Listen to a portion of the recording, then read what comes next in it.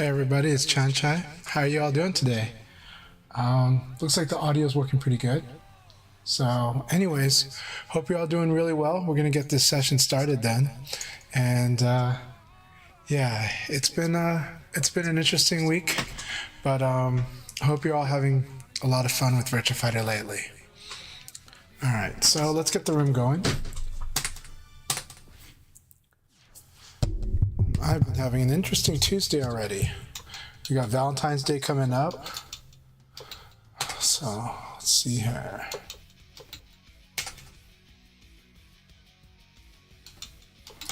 All right, so as usual, we set up a league room, up to 16 players, and passcode is 4565. The room is hosted by me, CHANCHAI. Anybody with a decent connection is welcome to join. If you see a gray bar, please leave the room and try to come back. We want to make sure that you have a colored connection. Give it a good 10 to 20 seconds before making a judgment on your connection. Maybe even 30 seconds, to be honest. And we'll see how everything goes. I'm going to set it to a wave while I let other people know that the room is up. So hope you all been doing well. Usually people come in and around this time, and I know that some people told me that they're very excited about today's session, so let's have at it. In these times, the rooms have been a more difficult side of the online experience on Virtua Fighter. Traditionally, during Ultimate Showdown and Revo, the rooms have been like the best experience. But right now, they've been having troubles lately, so we're going to assess, see how things go. But it's been good overall. I mean, for the people that are able to make it in, we're having wonderful matches. Everyone's making gains. A lot of people are improving. And now the community that we have right now overall is quite strong, if I'm being honest. Hey, good to see you. Sawasdee krap. Hello, Kun-jun. It's really, really good to see you. I hope you've been doing really well. June here, who's chatting on Twitch, has been very, very... I actually wanted to get some matches in with Evoid, so we're going to go ahead and play. But I will, after this match, post online on the Discord to let people know that the matches have begun.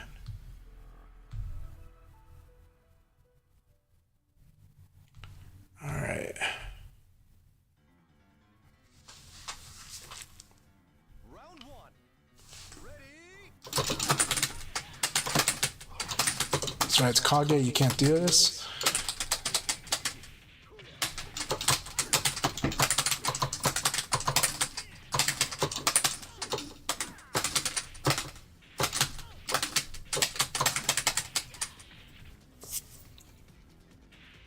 I see.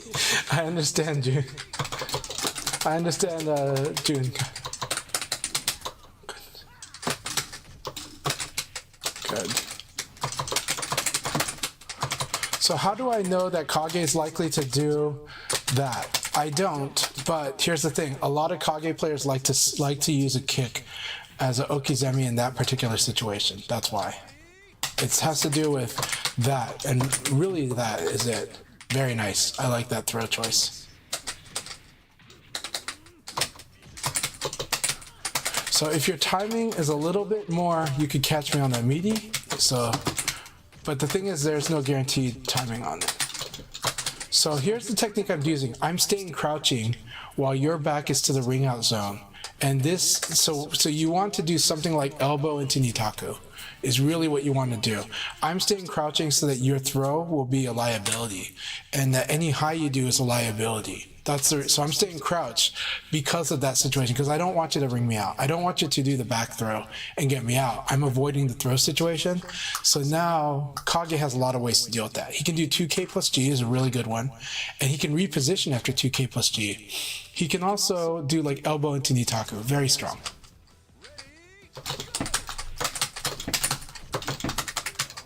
Good. Now the wall situation, Kage is a good one.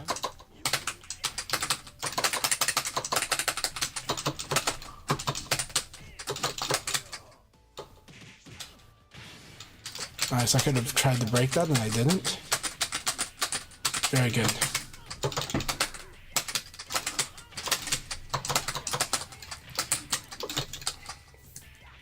So in a situation like this, I want you to try to mentally note, if you can, which direction I evaded. That way, if that situation repeats, you can try to cover that direction of evade as part of your option.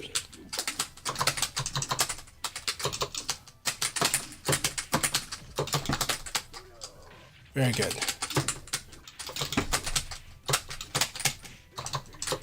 Very nice. I like the choices. I like those choices very much.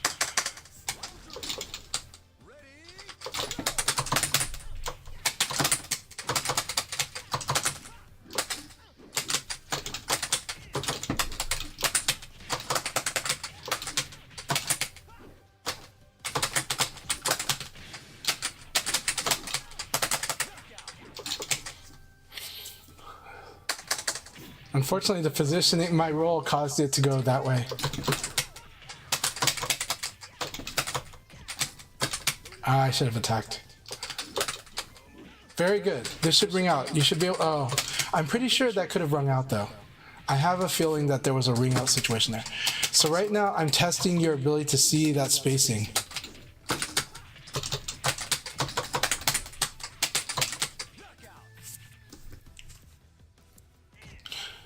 Now, when we're this far apart, I want you to look for backdashes in this situation at that spacing, because backdash suddenly becomes very, very strong at that spacing. All right, I'm gonna let these two do this, and I'm gonna go message online, but I really enjoyed the fight, Evoid. Really good game. Hey, good evening, Kasano. I hope you're doing really, really well. Hope you're doing great. So yeah, if you have any questions or comments about what I said, you can contradict what I said. I'll be happy to discuss, debate, and I keep an open mind. I think having an open mind is really important in Virtua Fighter because the situations are very open in this game. So how are they open? So it's not just frame data, right? It's spacing, and the spacing matters. The spacing that we're at after a contact really matters a lot. If I have more spacing, my backdash can evade more, cause you to whiff more. If I'm up close in your face, you have way more options that will cover my backdash, right? So backdash improves the further away it is from the opponent. However, the reward also goes away if we're too far away, because the reward for a backdash is a whiff punish. If you successfully backdash your opponent, you would like to whiff punish them, but if you are too far away, you won't be able to whiff punish, right? You have less options to do it, and most likely when you're farther away, you have slower attacks. So the relationship between spacing and time and execution speed, that all is really, really important. It's really, really important. The further away we are, the slower, it's more likely that there's going to be a slow attack. And the closer we are, then faster attacks might take precedence because they might win on speed.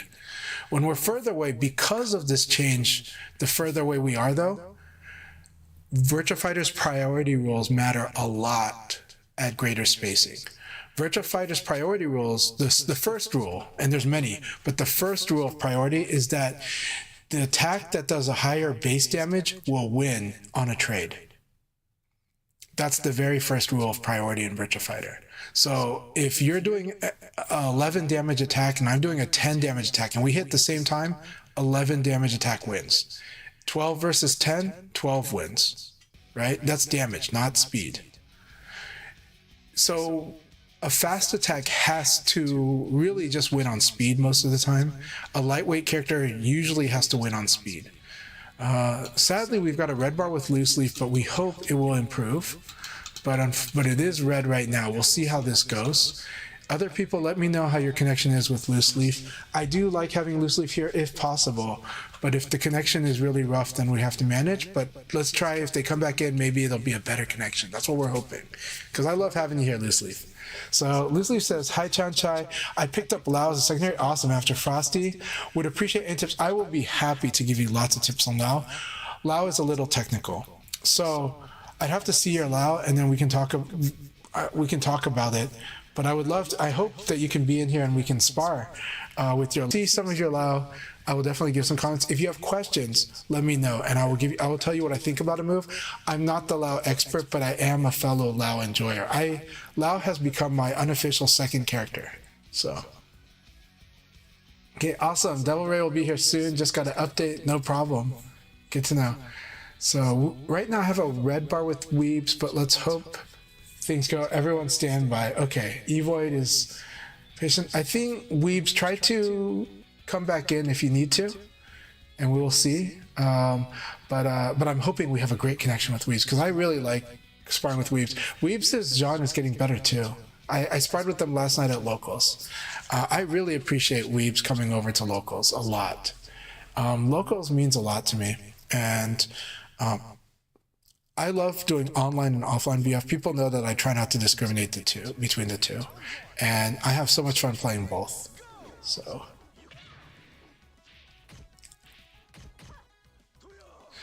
Lao is really, really fun, and also you have another good person who can talk to you about Lao, Junie My, which I'm going to call as Kun Jun or June. June has a really good Lao, and they can tell you a lot about Lao, probably more than me if I'm being honest. But I'll definitely tell you what I think about Lao and stuff. Okay, cool. So yeah, Loose Leaf, we have a better connection now. If Weebs wants to try to reconnect, that's cool. But if they want to hang in here, I understand.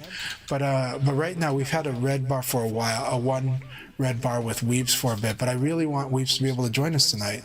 So I think even if the room stays at this size, makes a very good training session where we can work on a lot of different stuff, and we can talk very specifically about what people are doing. Yeah. It is holy red, yeah. So let's see if we can. Sometimes when you reconnect, it works better. But I do believe in you. I believe that we can have a good connection, Weebs. So we can see if you. But I know that you're afraid of getting the gray bar. I understand that fear too. I do. So Loose Leaf, I'll play a bit of Lao too, even though I do want to do Leon training, and my Lao will probably lose to Evoid because it's not as well trained against crushing characters. That might be one of the challenges with Lao, actually, is for me, is playing against a character like Kage. But it's great training for me, so I want it. Yeah, the VF5 the lobbies have been tough. This is why right now some people are taking. I don't want you guys to take a break. I want you to keep training, but some people are taking breaks from big public lobbies right now because of the situation, and I have to admit that that's what's happening. You know, we know that normally my rooms get full to 16 within 10 minutes of the first league happening. We know that actually since World Stage, it's gradually been getting more towards a core group because of this. So right now it's looking great for Weebs Over Dweeb. Let's hope it stays that way, and I will be very happy if it does. So yeah. So this is looking really good. Again, it's more about connection. It's not about the quality of your internet. It's just about the quality of the connection we're having together right now. And I think what's happening with Revo World Stage has been that it's really being more picky. It's really isolating out some connections, or at least really giving up on them more quickly. It seems like it's trying to be stricter, but then it's also causing more problems too, even when people do get into the room. Now, hard thing about learning Lao is that Lao is actually kind of technical when we're talking about the core basics, but the core basics still apply. You still want to get really good at the boxing, but how to reward with the boxing is a little tricky. I definitely recommend learning how to combo with 6K. Like learn to get comfortable with things that you can do after that. They're not too hard. Just know that stun is actually a combo situation. If you counter hit, if you get a red spark with that 6K, and then using his throws is really important eventually.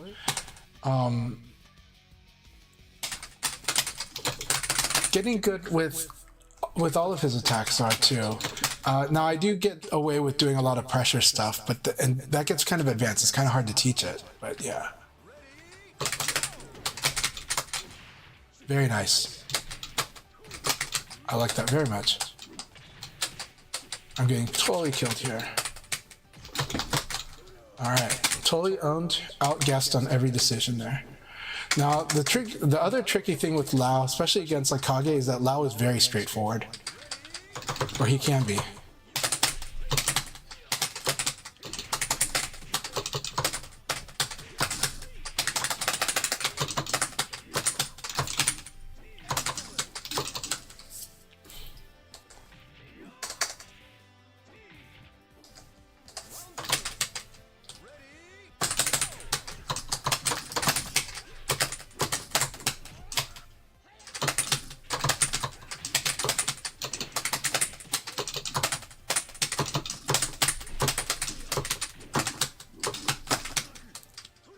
That was bad. I like that turnaround. I like that.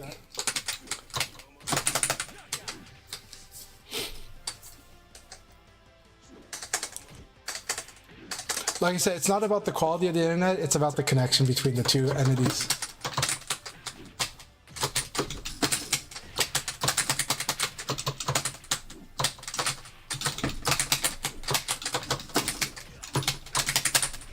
I like that Sabaki.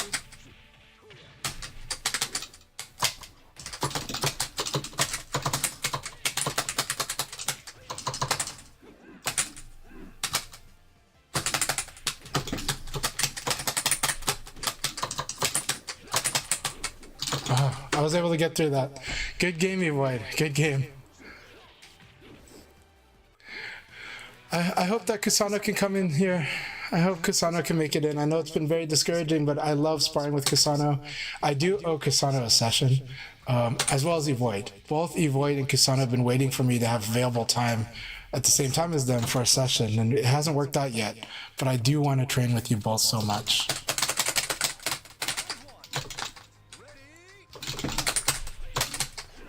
Nice.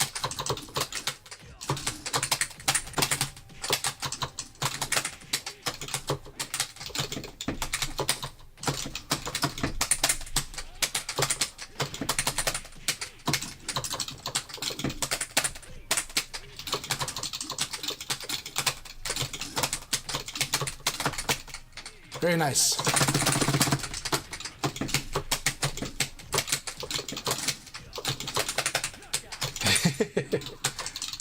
This is a very fun sparring session here.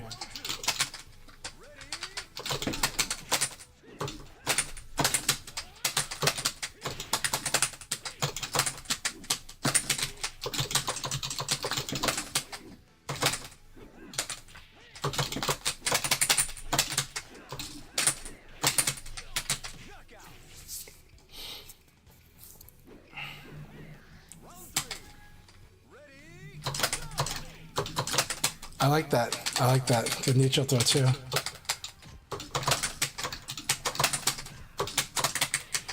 Nice. That hurt. That hurt. That really hurt. Death palm. Death palm against this move.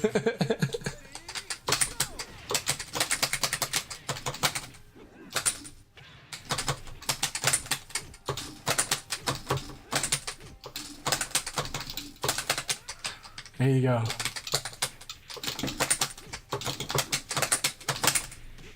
This is the combo I'm talking about, like something like that.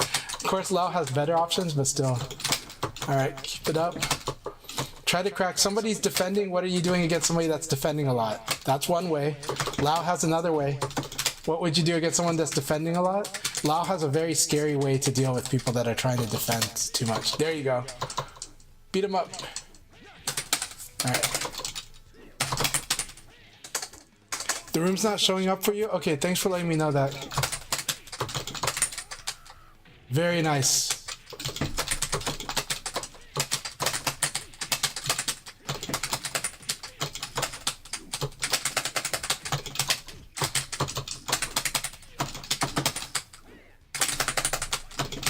Very good. That's a good punish. That was a beautiful punish. Loose leaf, that was a really sick punish. Awesome, awesome one. All right, let's see you.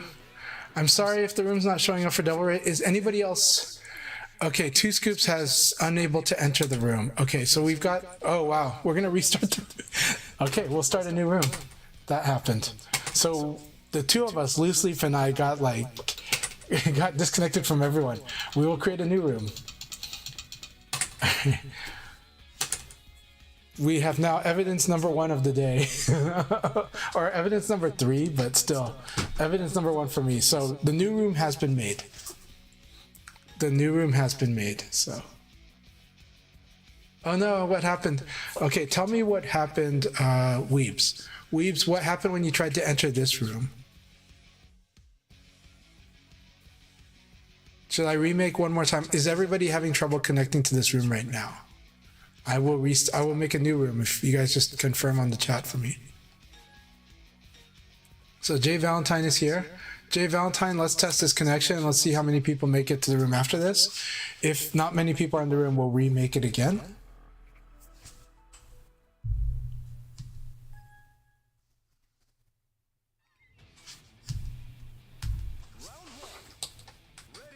All right, Jay Valentine. Nice. Nice. See what combo you got? All right, that's good.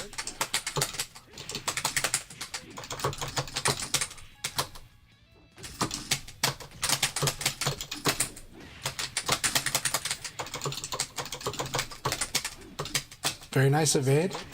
Good. You used back throw twice.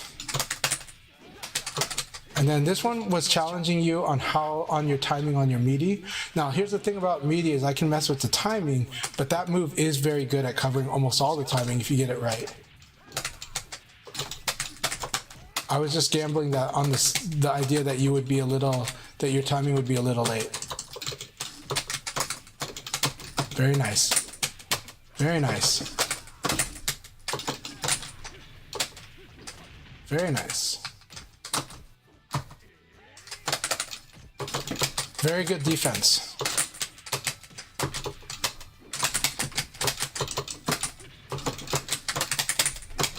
Very good. I like Jay Valentine's defense. It's very good. I like the choices that were made in this scramble. All right, here we go.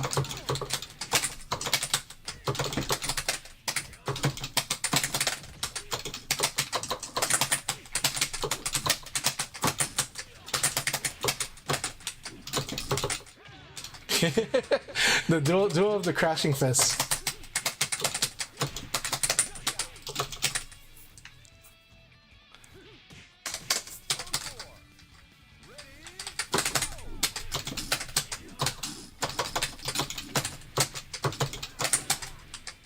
All right.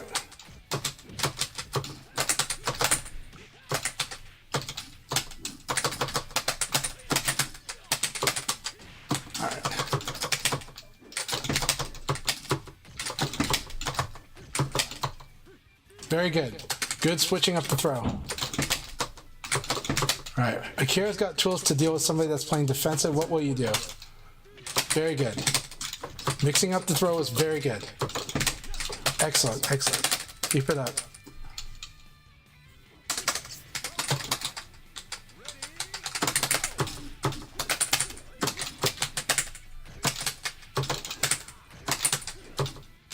I like these choices. I like the use of evade. Very good.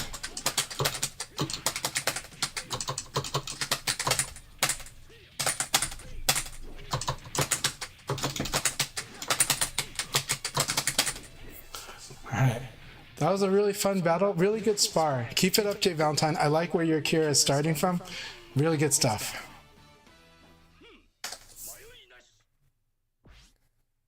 Very good game. Very good game. All right, Evoid and CHANCHAI are back at it. The connection's looking very good. Let's see how this goes. I'm really happy with who's able to make it tonight because actually tonight's group is a group of people. Some of these players were unable to connect in previous sessions, so I'm happy that's working today, but we'll see. It is not the cleanest connection, but it's what it is. All right, nice neutral throw.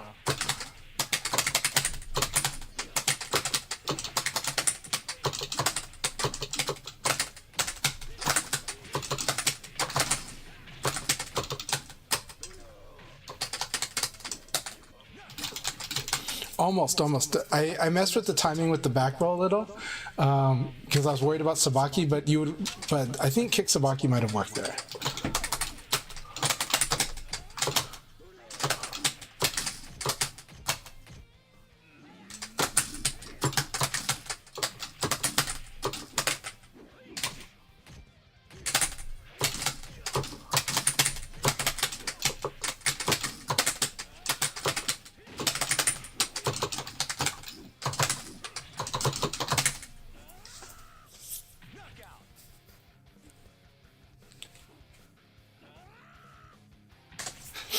Oh, but you're doing well. You're doing well seeing it. Keep it up.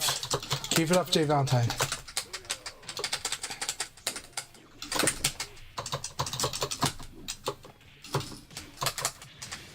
Very nice wall.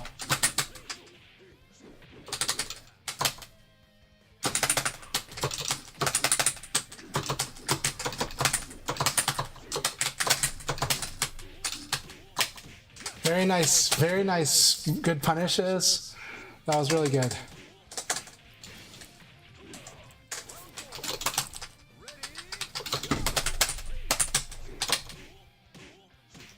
Very good.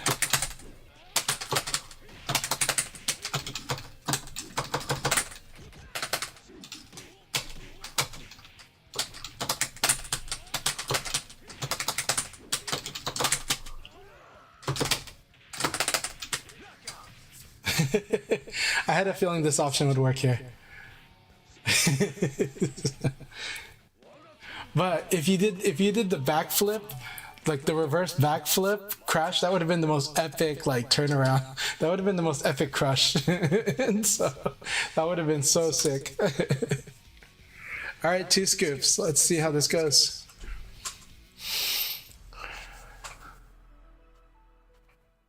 It would have been so cool. The 9K plus G would have been so epic. It would have been the most epic option there. It would have been, yeah, I would have loved that so much.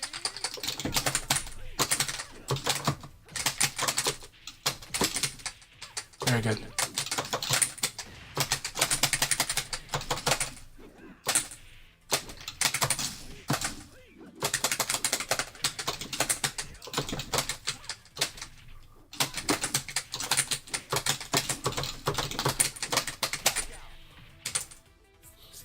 So the problem with this 2-hit string was this evade here, right? That 2-hit string turned that situation into a liability.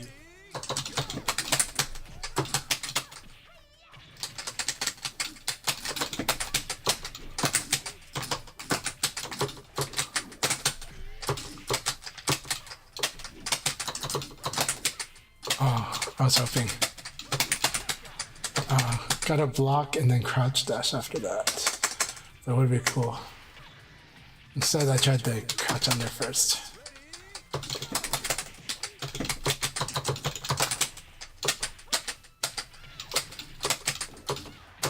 I like that spacing. I forget it. I always forget about that.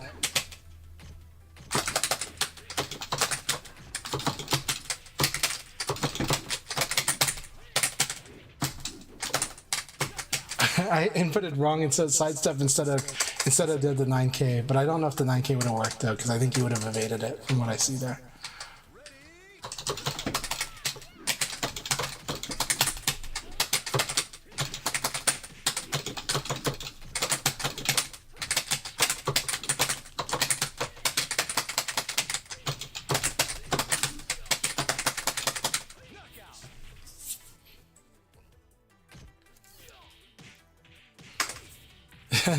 Anto, good to see you. Good to see you too, Rayblade.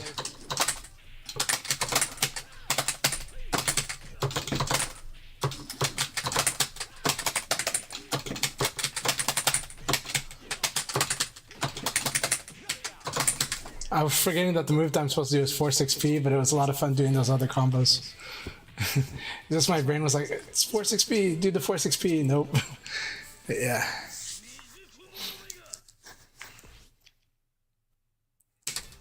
All right, let's see what we got here.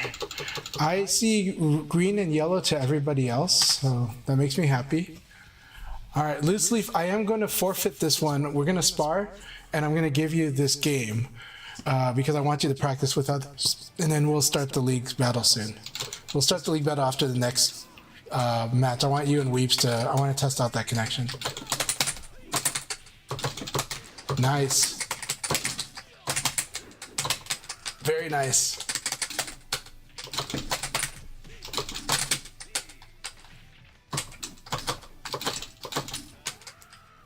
I like it. You have a lot of red and orange on your end? I see. You can join, yeah.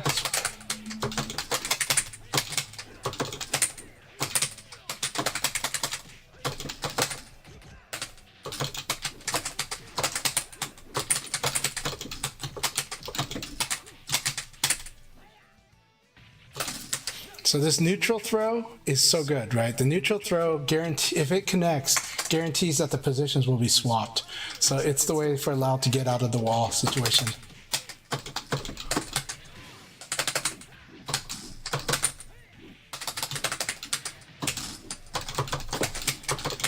Very nice combo.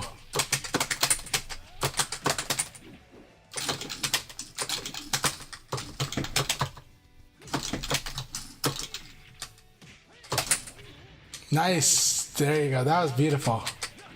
Beautiful finish. Yes. Excellent combo. Excellent combo, loose leaf. I love that.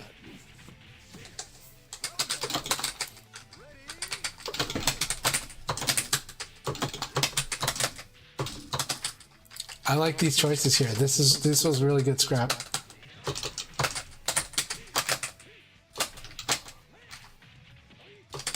I like these choices too. Oh my gosh, that was so good.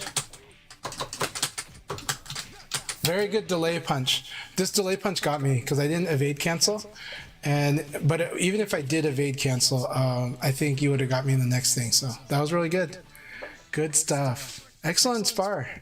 Keep it up, loose leaf. Keep it up with your Lau.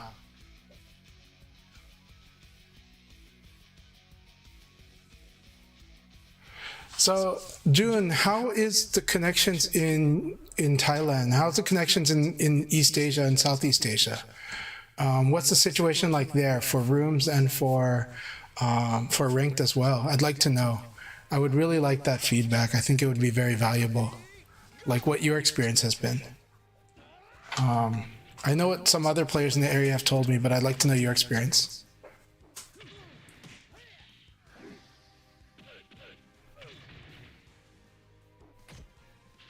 So Rio by Duran Duran, you can't join. I'm so sorry. It's been like that sometimes. The rooms have been very extra picky sometimes. So I'm really glad that you're having fun with Lau, loose leaf. I think Lau is a very fun and rewarding character, but I do think he can be difficult. Depends on your approach to the game, but I think he's so rewarding. And when you get good with him, there's a lot of techniques that he encourages you to do.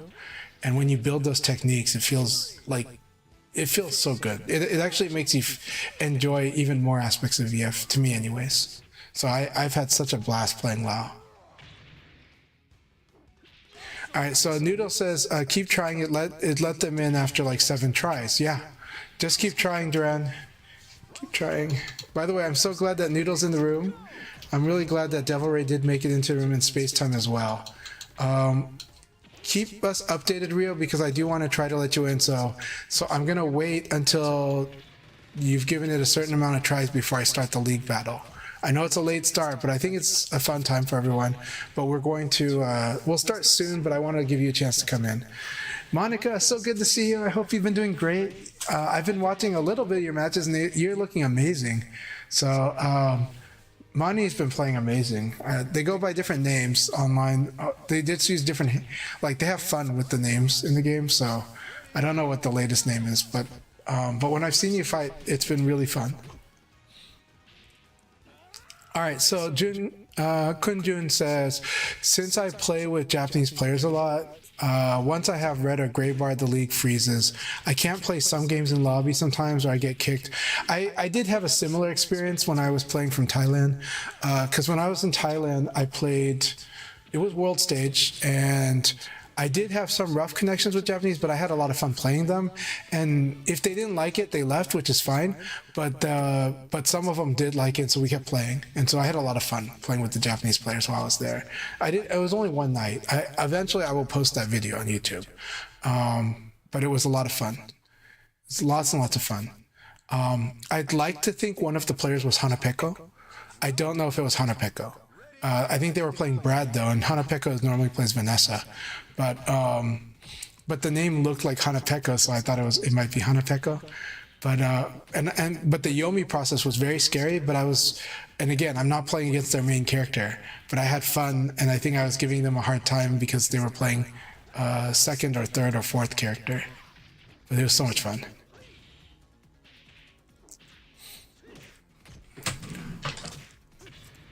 Well, I'm glad to see Mani and Noodle on VF, by the way. Monica and Noodle have both, they've only been playing, Monica just a little over a year, and same for Noodle, and I just love when they're playing VF. I think they're very exciting to watch. They're exciting to fight against. At all levels that they've been at, very exciting. I know the first moment I fought either of them, I was like, this is so much fun to fight against this player. This player has a natural sense of certain stuff. I can say that about both of them, though it's different ways for them. But it's just one of those where you kind of excite because you're just like, oh, this person is grasped VF so quickly. Now, Monica's been playing VF a long time. I just didn't encounter them until, sorry, when I said Monica started a year and a half, that's not right. Or a little over a year, that's not right. Monica has been playing VF like a long time.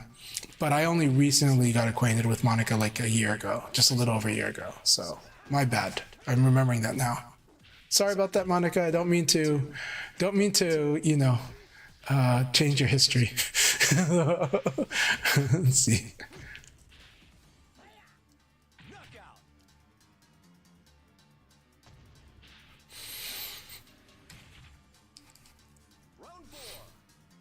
I do want to, next time I'm in Thailand, I will definitely let you know, and we'll definitely play like a lot.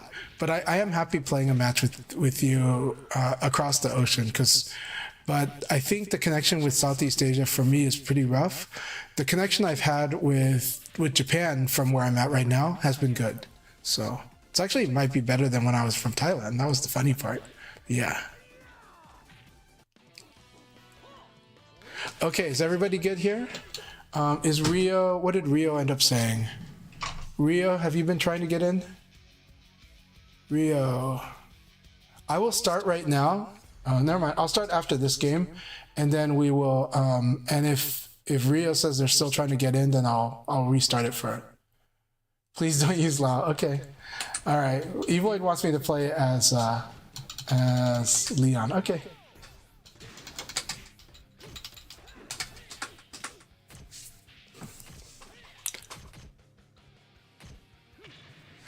I see. I understand Two Scoops, but I'm really happy that you're here. Thank you guys. Thank you all so much for joining the room. It means a lot to me. It means a lot to me to have this group, and it means a lot to me that even when sometimes the rooms can be a rough experience, you guys are really hanging in there. I know it's a test of patience, but I do hope that we make the fights worth it, you know? I hope the fights make it worth it. I hope the gameplay that is there makes it worth it, because I think it is. Yeah.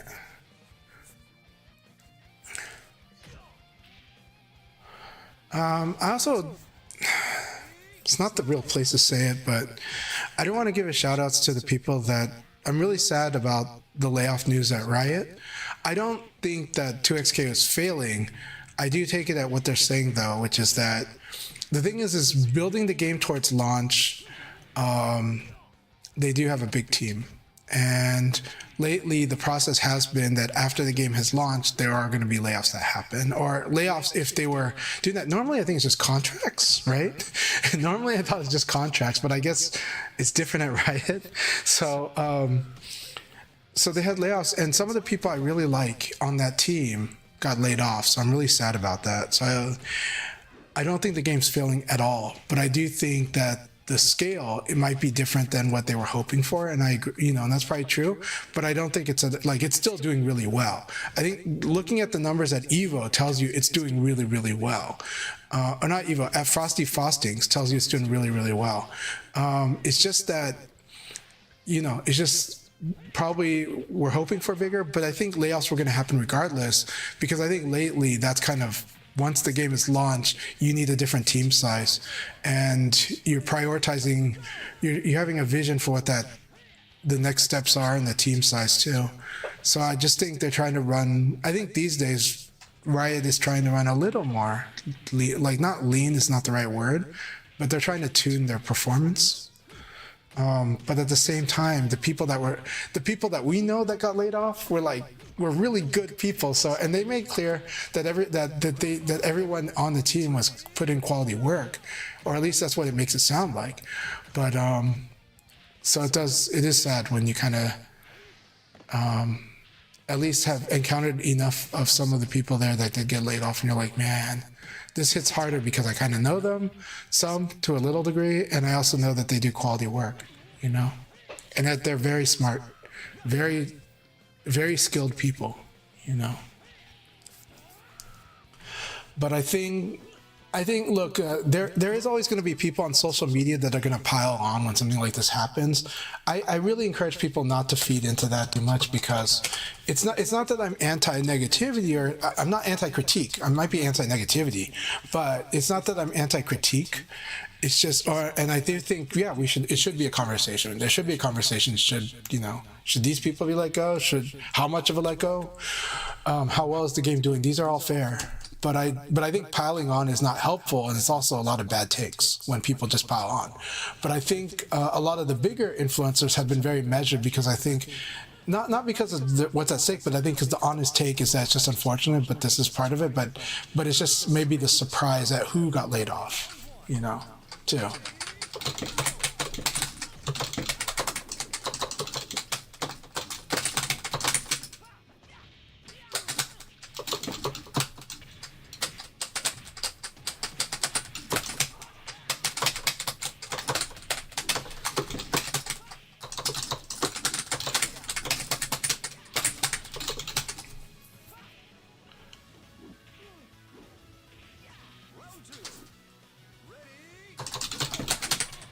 Oh, very nice. Oh, that was nice.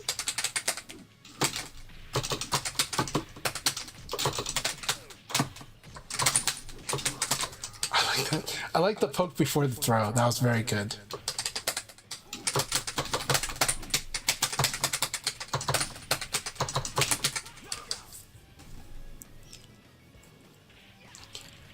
So if you, I do recommend that sometimes there are situations where you have no choice, but you must tech roll.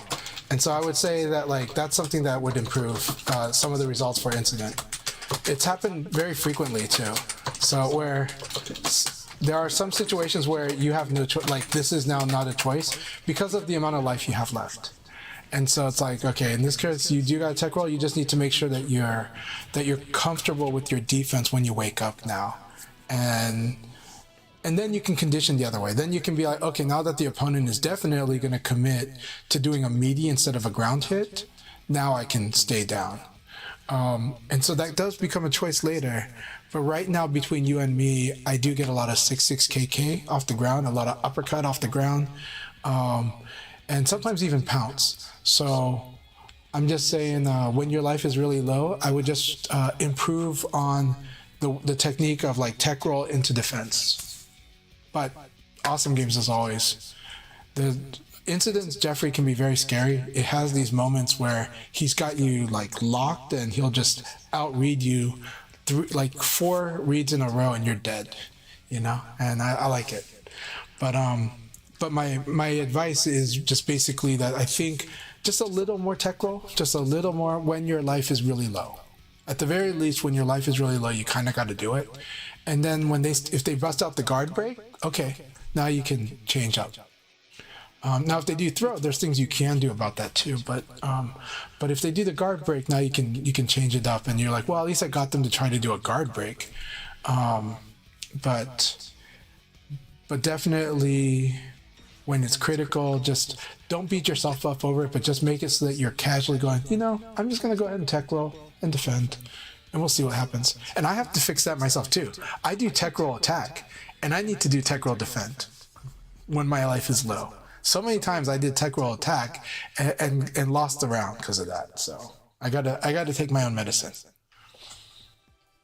Round one. Ready?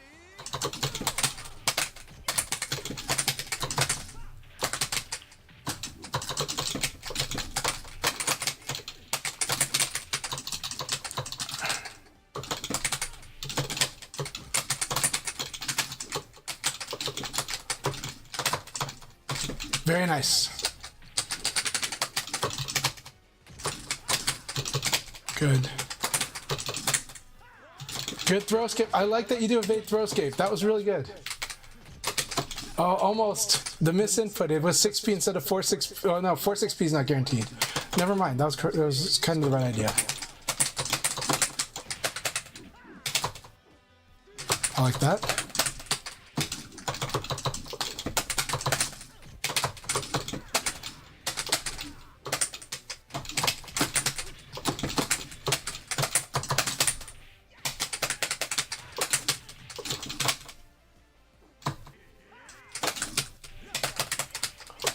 Okay.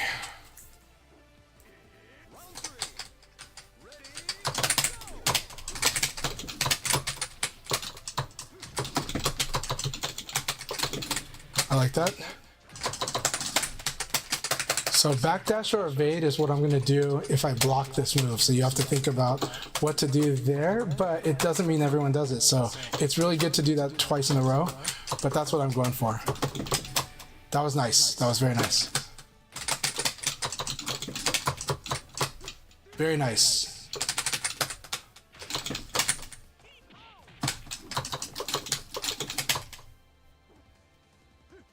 Good. Yeah, don't use the back throw. I'm escaping that. All right, good game, good game. So I hope you don't mind the sparring session. I do treat CHANCHAI'S dojo sessions as a training session. So sometimes mid-match, you'll see me do stuff like this where I'm like, let's focus on this, but you try to beat me up, of course. You try to beat me up, but I will also be showing you like different styles of play, defensive play, aggressive play, how I grapple. So keep it up, keep it up. I like your Akira. So, Jay Valentine, I'm really happy that you're here. So, if it does bother you, let me know. If you have a preference for how you want me to play when we're fighting, let me know. My intention is to help you. And my intention is to help everyone and to have a good time with everyone. And even when I fight better players than myself, I just try to get stuff to work because for me, that's the process that works for me when I play VF. So, yeah. Okay, sounds good. Sounds good. But your Akira is good. Your Akira is got a very strong foundation to it. I love it. I like the evades. I like the dashing elbow. I like 4-6p plus K. I like that you've shown 3 different throw directions, all 3. And I've seen a lot of different stuff. So there's a lot of good. Your Akira has good diversity to show you play Akira. I like it. Hey, yeah. Thank you very much for the raid. Texas Jackie, I appreciate you so much. Very good. I like the crush. I like that you went for crush here. Like I said, there's a time when Kage likes to kick.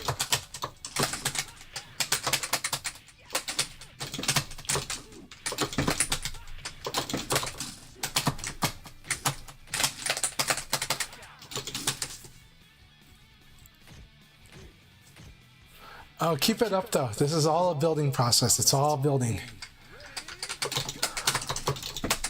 Oh, I like that. And he called out the ECD too. And yes, call out the low crush. You're in that stance, you want to crush.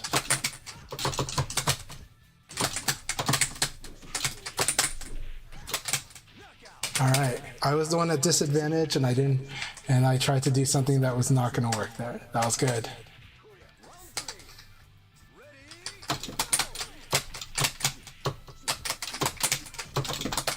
Oh, I thought I still evaded. Beautiful. Beautiful. This is it. Wall combo. That was awesome. Really excellent, Void. So this is, Kage is a crush artist. Is what I used to call it.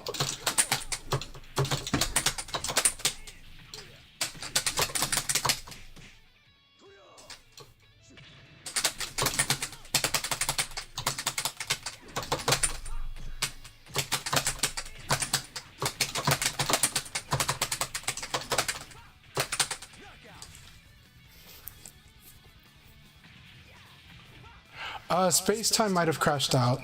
Hey, Rental, it's so good to see you. How have you been doing, my friend? Hope you've been doing great.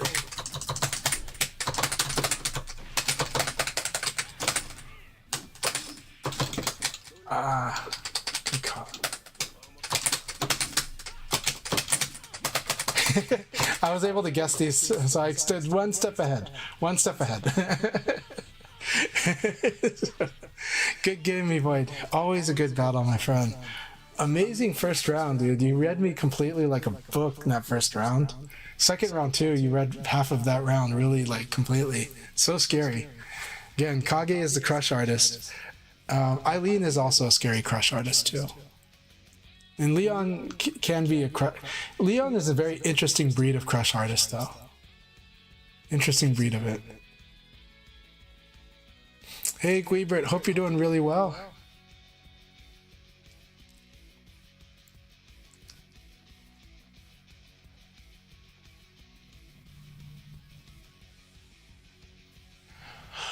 Does it give 9K? No, actually, I wanted to do 9K and 6K came out, if I'm being honest. But 6K is faster than 6K is like one frame faster than 9K. And technically, they can break 9K, so then there's like this slight chance that, they can break both. But I think in that situation, because I think it was from this, right? If it's from this, then I think the 6K is just slightly harder to break the stagger. But it just came out. I actually meant to do 9K. Yeah, I'm used to doing the 6K, so that's why you saw me do the combo. I'm like, well, I know I can do this combo. This will work. So yeah.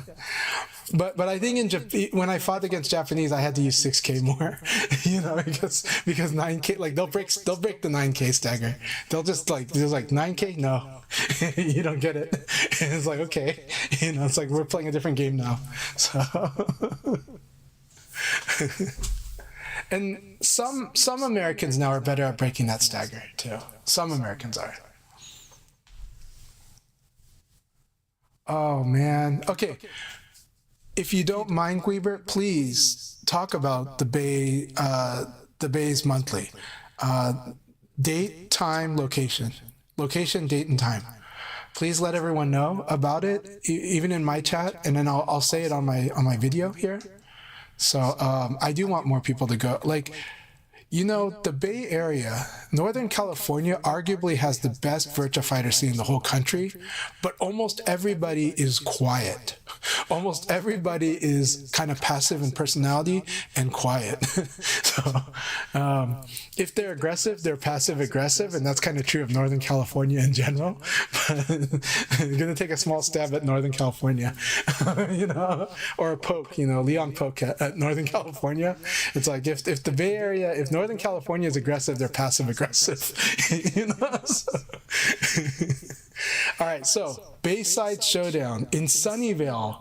Sunnyvale has a storied history for fighting games in North America. March 7th at YouthNet in Sunnyvale. Sunnyvale is a great area. The Super Bowl was just in Santa Clara, right next to it.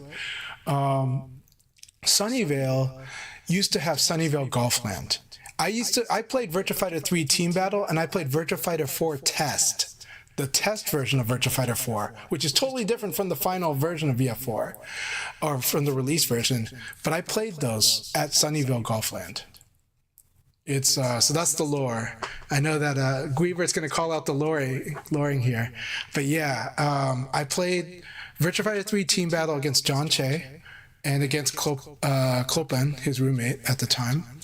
And I played Virtua Fighter 4 Test with Jason Cha, Fazak from Singapore, and a player named Akira, really strong player. and a few other players from Northern California. Some of the Northern California people know the guys I'm mentioning. Jason Cha has been active in VF, online VF, even before me.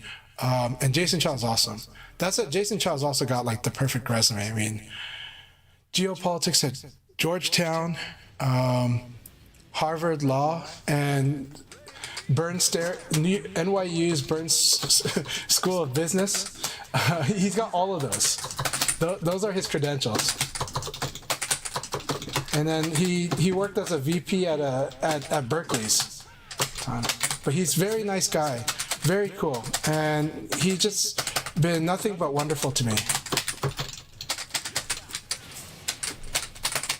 Cruz has also got stories of Jason Cha's kindness as well. Jason Cha also played Leon as well, or JJ Cha. All right, I gotta focus because I'm fighting Noodle. That was good. Oh my God, my situational awareness against Jackie is still bad on that one.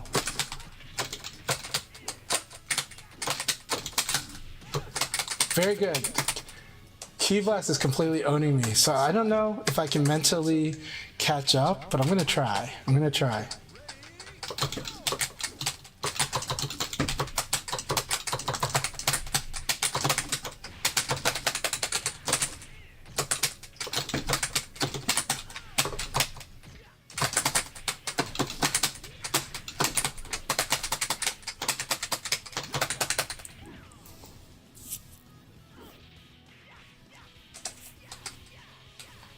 We are all nerds, right? I mean, in our North American Virtua Fighter community, we've had like the creative director for Sleeping Dogs,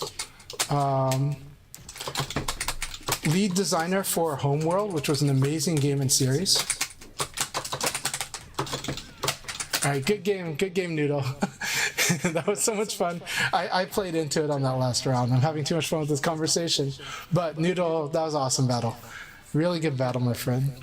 So we've had engineers from Blizzard, from Facebook, Nintendo producers, we've had Nintendo project managers, Barclays vice president, and then we've had the full spectrum. We've had people of all types of backgrounds, people of all types of, we can call it status, but you know what I mean. We've had people of all types of backgrounds that love VF. And it's always wonderful getting to know them and just being united by the love of VF. Yeah. Important people on AI in China. So,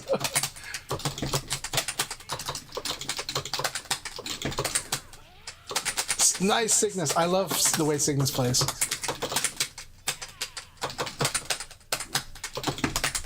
I like that.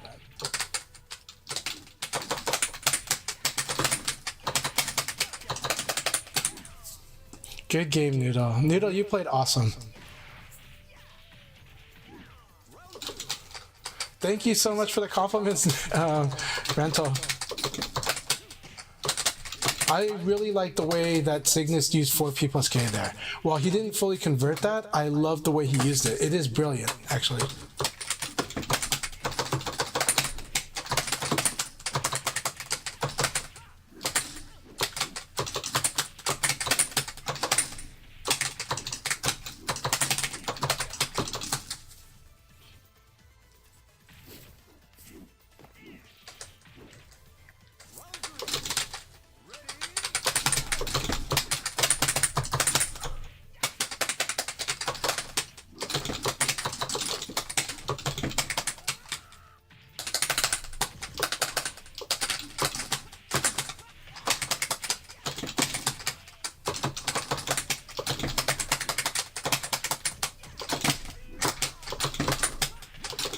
So this was ECD under the low punch, right here.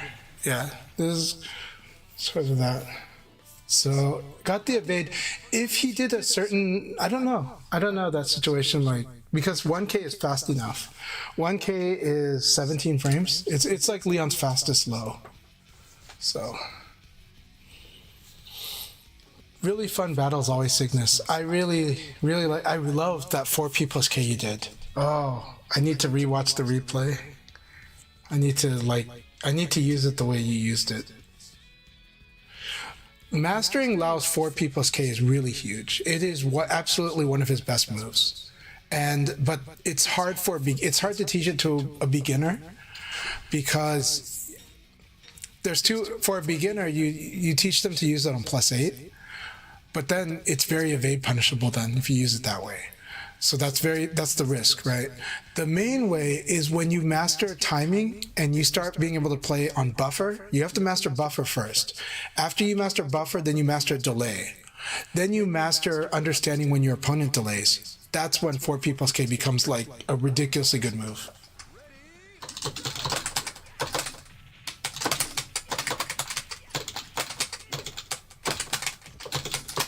Very nice. Devil Ray, very nice Devil Ray.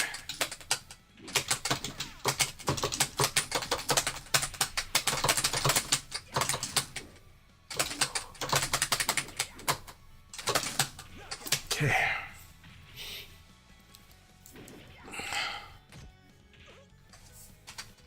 Round 2. Ready?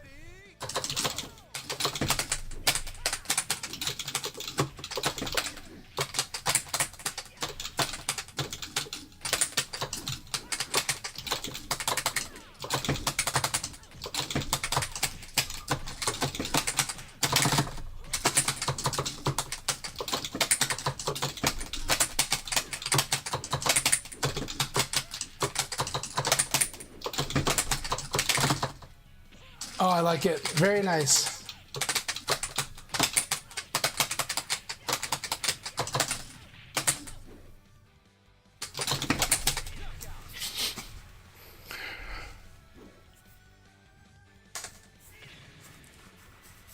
Round 3. Ready?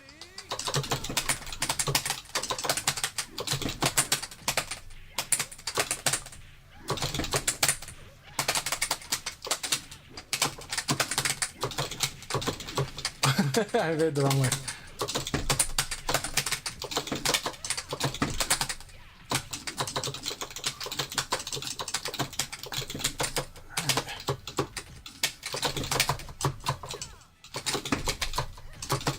It's punishable.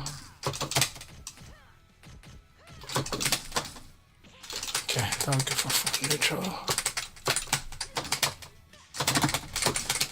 Alright. Alright, good game, Del Rey. See? I thought I'm better. I think Leon can be tough for Vanessa because Vanessa has to be even more precise than Leon has to be. But Leon being precise is really big against Vanessa though. But I think Vanessa by default, like the amount of precision that's required of her makes it so that makes it really tough for the player, because it's really certain things can be very telegraphed because of it, and it's tough. But she has such amazing tools though. Her precision instruments are awesome. So I have a huge respect for Vanessa players. Like, it's not easy doing what they have to do. And Devil Ray is a very good Vanessa.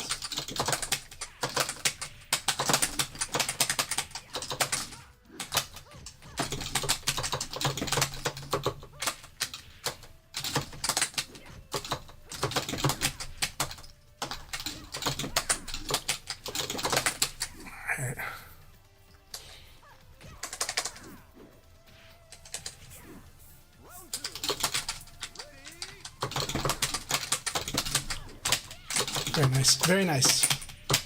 Very nice. Good guess.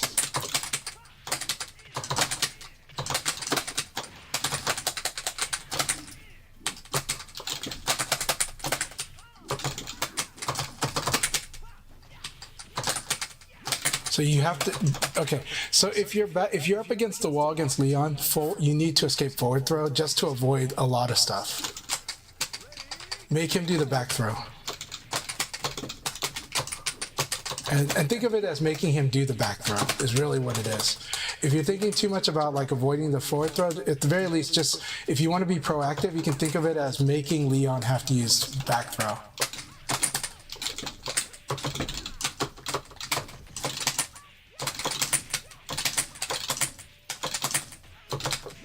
Very good. I wanted to see if you were going to do a mid kick and never came, so it was really good. Very good, making sure you're not doing the mid kick as much.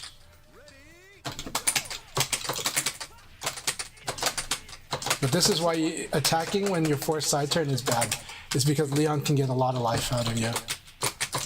So we'll do it again. Boom. So this is, again, you want to identify this forced side turn here. Forced side turn. This is why you don't attack. And two-handed attacks, I don't think there's any sabaki for two-hand attack, only reversal. And that's Aoi reversal. Pi cannot even reverse two-hand attack.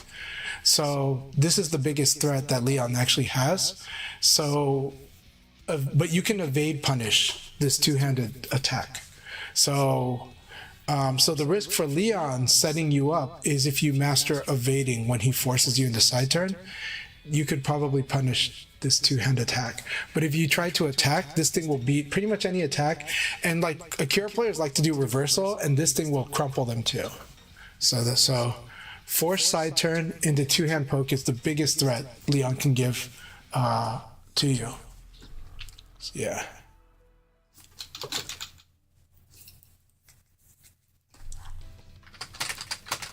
But it is evade punishable. It's also whiff punishable too. Very good.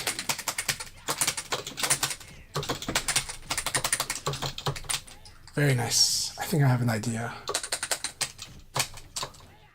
I like that switch. I like the neutral throw. I like it.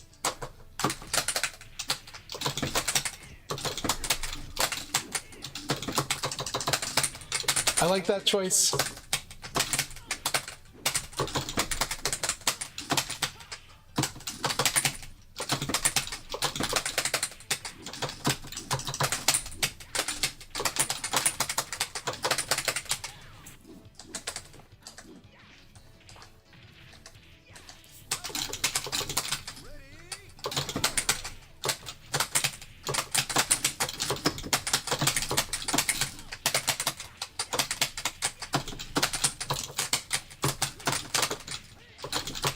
I like it very much. That was an excellent round, Loose Leaf. Keep it up. That was really good.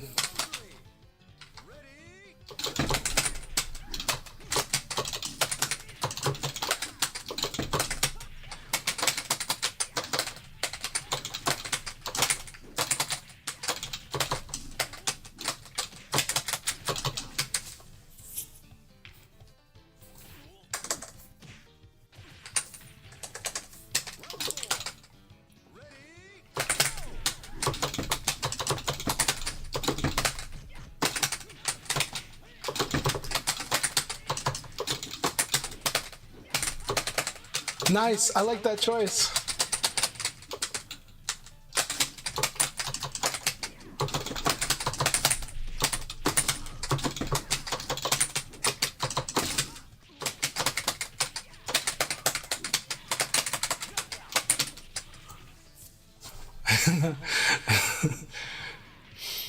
So here, I don't know, counter hit, that was probably guaranteed.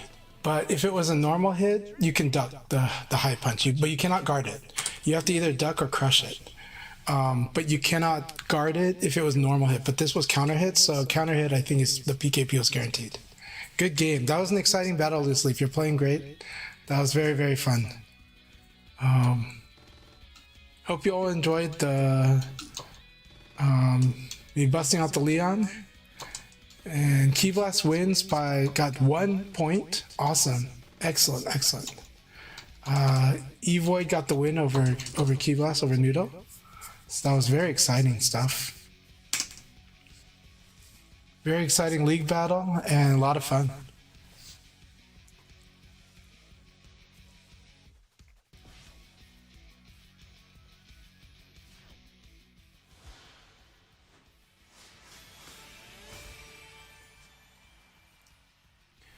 All right, that was so much fun. All right, so now we are queuing up for the next league battle. Hope you all enjoyed that one. Feel free to try to jump back into the room if you're not in the room. Thank you so much, Instant. You have a good night. Thank you so much, Cygnus. You have a good night as well. I enjoyed the battle against your Lao very, very much. Good games, Incident. Thank you so much. And Evoid, thank you very, very much. I enjoyed our battle as well. It's really intense. Always intense with your Kage. Keep it up. And I'll try to be able to spar soon. I hope you enjoyed the matches with me. I think you did awesome. I like your reads a lot. So.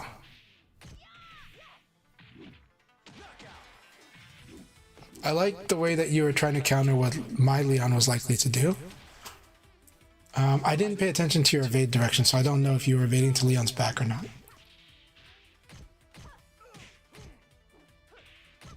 I always enjoy playing you too. Your Kage is really, really fun. I love fighting against Kage, but I like fighting your Kage very, very much.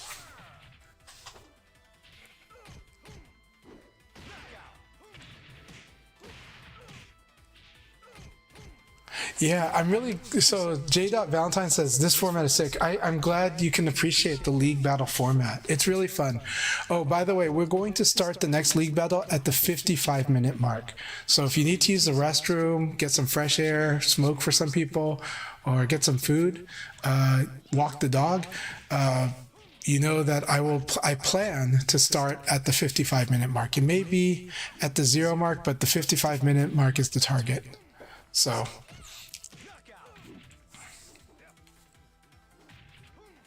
Yeah, league is definitely, in the past, some of the sessions I would do, and I would still do this in general, is a lot of times I set up the rooms to be league rooms, and we'll do it normal if there's 4 or less people, but once we have more than 4 people, then I'll usually go ahead and I'll check to make sure there's nobody else that wants to join, and then I'll trigger the league, because then everyone gets to spar at the same time, and it gets all the matches going. So sometimes we do like to have the 4-person room because you get to watch, and you have to sit out, and when you sit out, you could either take a break, but a lot of players I know, the strongest players I know, usually are watching and studying a little bit. They're not being too hard on it, but they're trying to absorb a bit and get some insight and give them something to think about, but not overthink. This is the hard balance as a competitor, is it's easy to overthink. And in VF, there's so much to learn that it's easy to overthink because there's just so much on your plate to work on. But if you can manage your plate, you can manage your pace of your course, you will get stronger that way for a lot of people. Just a little bit each time, each session, a little bit each day. If you can do that, that's very sustainable. And for a lot of people, that's all they need. So just, you know, a few timeouts here and there helps a lot. And that's where being in a room with like 3 other people and having to kind of sit out whenever you lose, or sit out when it's not your set, can help you if you're absorbed in the process. If you're bored, that's different, then you got to manage that a different way. But if you're really absorbed, then that's when you're probably going to get a lot of insight and start to see things, you know. Now that said, I encourage an open mind when building your skills in VF. What do I mean by that? A lot of times people look at things as just better and worse. And it is important to discriminate. Okay, it is. It is important to look at things that are better and worse. But it's not as clear cut as good, bad. It's more like it's good for now, bad for now. Good later, better later. Things are kind of on the spectrum, but they're really situational. And so you want to keep your mind open about the situations. When you start thinking that something is just impossible, you're not giving yourself room to find solutions.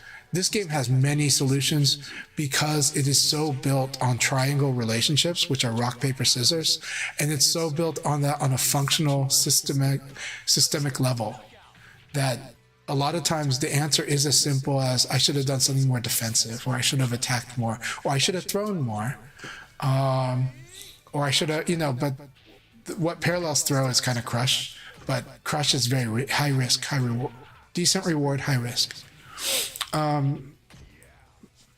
But you want to keep your mind open in this game. Some other games are so ruled by the frame data. This game is guided by frame data. It's not completely ruled by frame data. It's guided by it. That's the starting point of good decision making. But once you know what your opponent's going to do, because then you just ask yourself, do they act based on the frame data?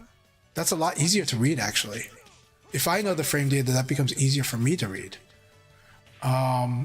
Do they completely ignore the frame data and they just have no idea what's fast and what's slow? Then that's taking advantage of their lack of frame data knowledge. Because then that's also lacking of sense of speed. Because then maybe they're doing slow attacks when they shouldn't, right? But it doesn't mean you completely cut the slow attacks. In this game, if your opponent's playing frame tight, that's when you don't do the slow attacks. But if your opponent's throwing a lot, that is when you might do the slow attack. When your opponent's stepping a lot, and if your opponent shows like that they think this is the only way to play, like there's one way to play, slow attacks become really good against that. Really, really good. But that's the cool thing about this game's triangle relationships. So it's not as simple as it's good or it's bad. It's good here, it's better there, it's bad way over there. Sometimes it's bad over there. It's situational, like seasons. It's situational. It really depends on what your opponent's doing, and that can sound like a lot. And that's why we talk about the system, because the system is a way to look at it in an overall simpler way in we get that system incorporated in our muscle memory and our process. That's why that's why Rental just talks about the rock, paper, scissors, right? Because it is at the core of the decision at the end of the day. Everything's just a different expression of it, but there's so many rocks, there's so many papers, and there's so many scissors. Defense, let's say if paper is defense, well, defense doesn't just mean guard. Fuzzy guard's a type of defense, evade is a type of defense, backdash is a type of defense, crouch dash is a type of defense. And there's many different kinds of attacks. And there are attacks that do work in minus, right? The reason that we care about frame data is just more about the general idea of attack versus attack. But then the wrinkle with that is that there is crushing. So if your opponent is not doing a mid attack, but they're doing a high or a low, they can be crushed more easily than if they did a mid. So yeah. So food for thought. I know that's a lot, but that's the process when thinking about Virtua Fighter. Maybe I should have attacked, or maybe I should defend. Usually, for a lot of players, defending more is good, but actually, I would say for a lot of experienced fighting game players that are coming into VF from other fighting games, a lot of times the thing they don't do enough is not attack or defend, it's throw. It's understanding that the reason throw is so good in this game and not good in others is because in other games, throw is really weak, and it's used as a way to mess with their defense. Same here, but in this game, the reward is huge. Throws can set up wins. Throws can do combo damage. Throws switch position, which matters. So in this game, throws are very good. You do want to eventually be a good grappler in this game. And if they want to mitigate the throw while still defending, then they've got to escape throw, which means they have to guess well. Otherwise, they need to attack your throw. And then learning to attack when somebody wants to throw you is another hard thing to learn. So, all right, we got 6 more minutes. Awesome to have Guibert in here, so I do want to spar while Guibert's here. Noodle, good to see you, but I'm sad that if Noodle left, I hope they can come back. But I know that they might join a match with someone like maybe Monica, but we'll see. But I really enjoyed having Noodle in here.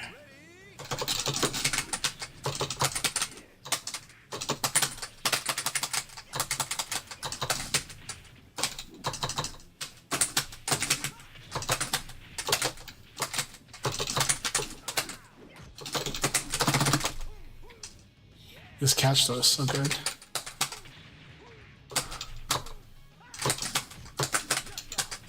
Excellent, Guibert. That was really good.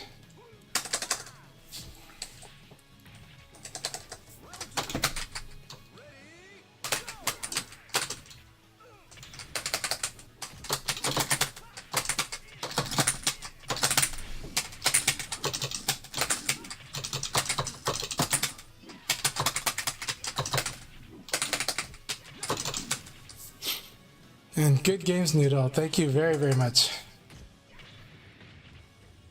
Round three. Ready?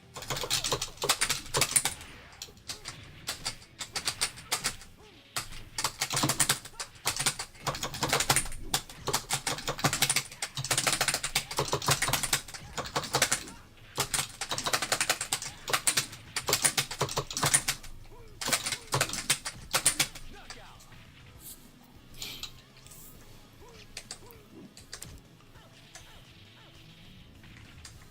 Round four. Ready?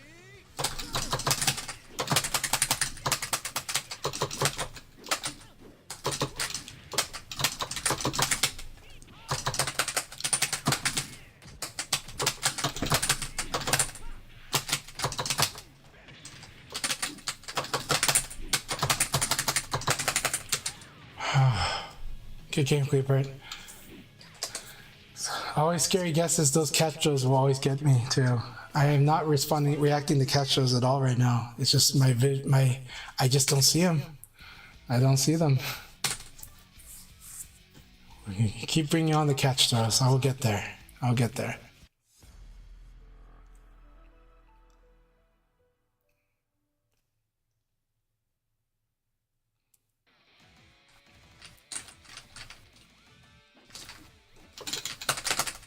You'd better take me seriously. Round one.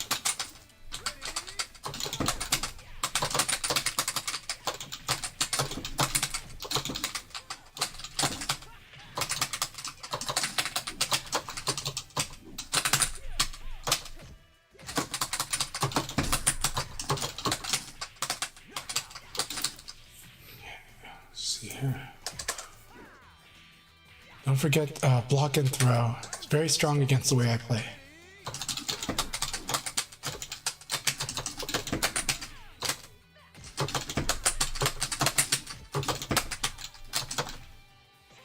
Excellent.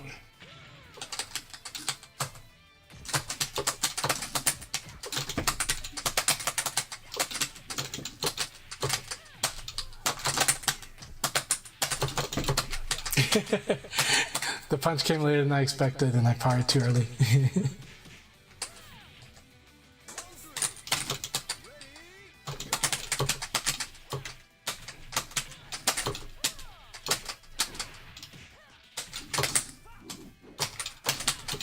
Oh, I like that. I like that very much. I like that forward roll. Totally caused the slow punch to whiff. I think, but it's actually a kick, so I got counter hit.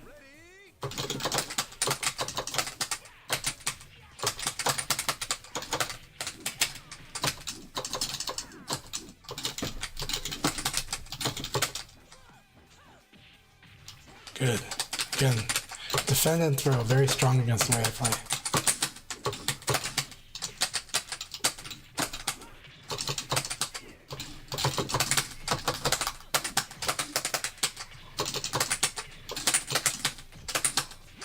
So this is where I'm overusing kicks in this situation near the wall, or near the ring out. So it's hard, but I might be vulnerable to kick sabaki there.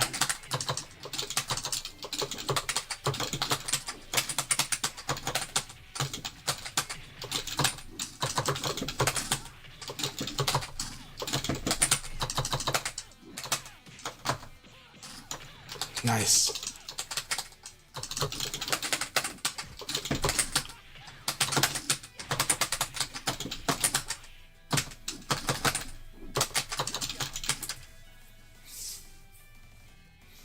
Good battle. Good battle. That was intense. Oh, the room is open. Come on in, Space Time, if you're not in already. I thought I'm better.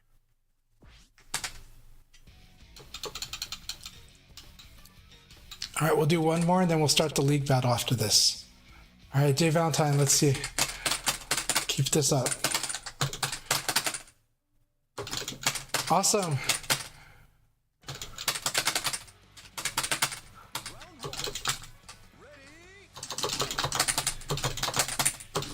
I like that.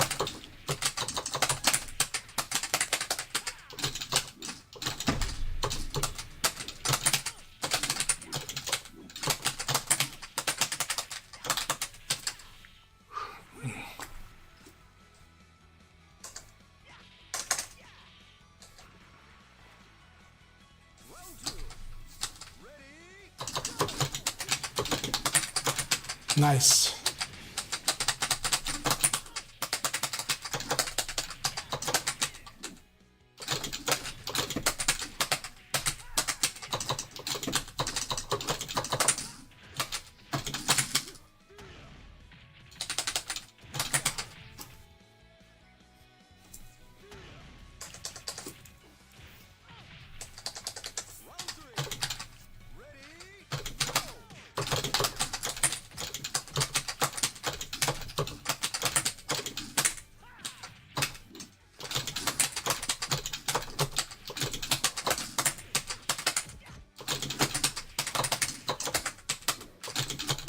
Very nice. Good patience.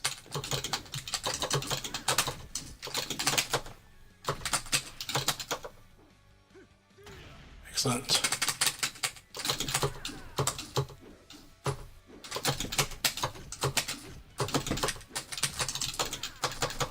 Go ahead and combo him.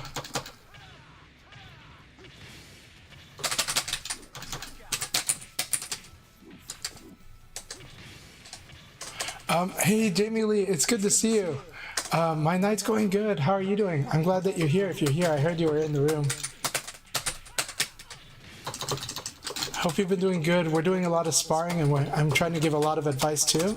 And I think it's been going very well. Just training everybody up, you know?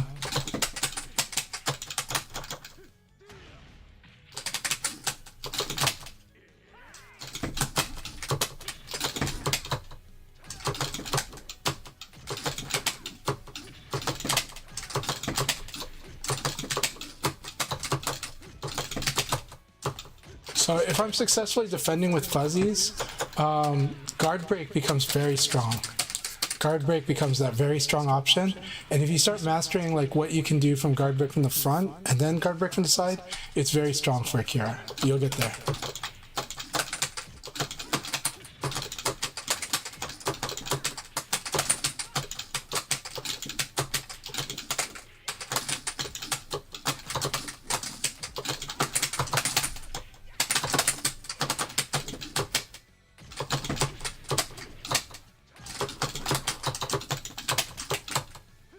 Very good.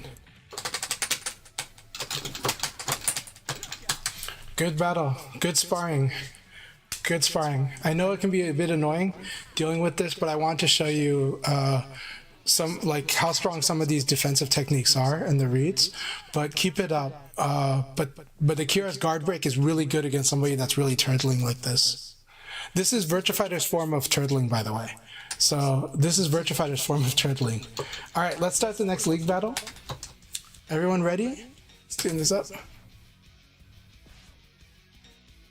Oh, you got disconnected. Okay, hold on. We'll wait for Loose Leaf. Loose Leaf, let me know when you're in. Yeah, come on in and keep trying, keep trying. We're waiting for you, no problem. You guys can spar. Jay Valentine, Just Monica, go ahead and spar. Loose Leaf, never mind. Loose Leaf will try to get in, and we will start the next league battle when they're in.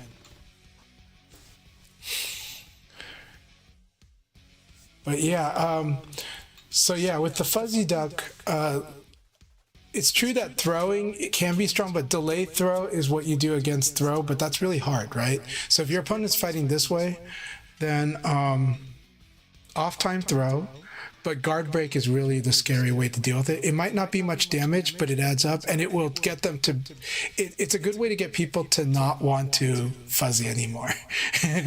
So Akira's guard break is a good way to discourage fuzzy guarding. Is really, really discouraging. Like, people hate it. People really hate it. Even if he just gets PK from it, they're like, oh my god, I hate this. You know? Because people that over fuzzy guard, when people fuzzy guard too much, they think it's like the only thing to do. And it's like, that's not how this game works. It's just one thing you can do.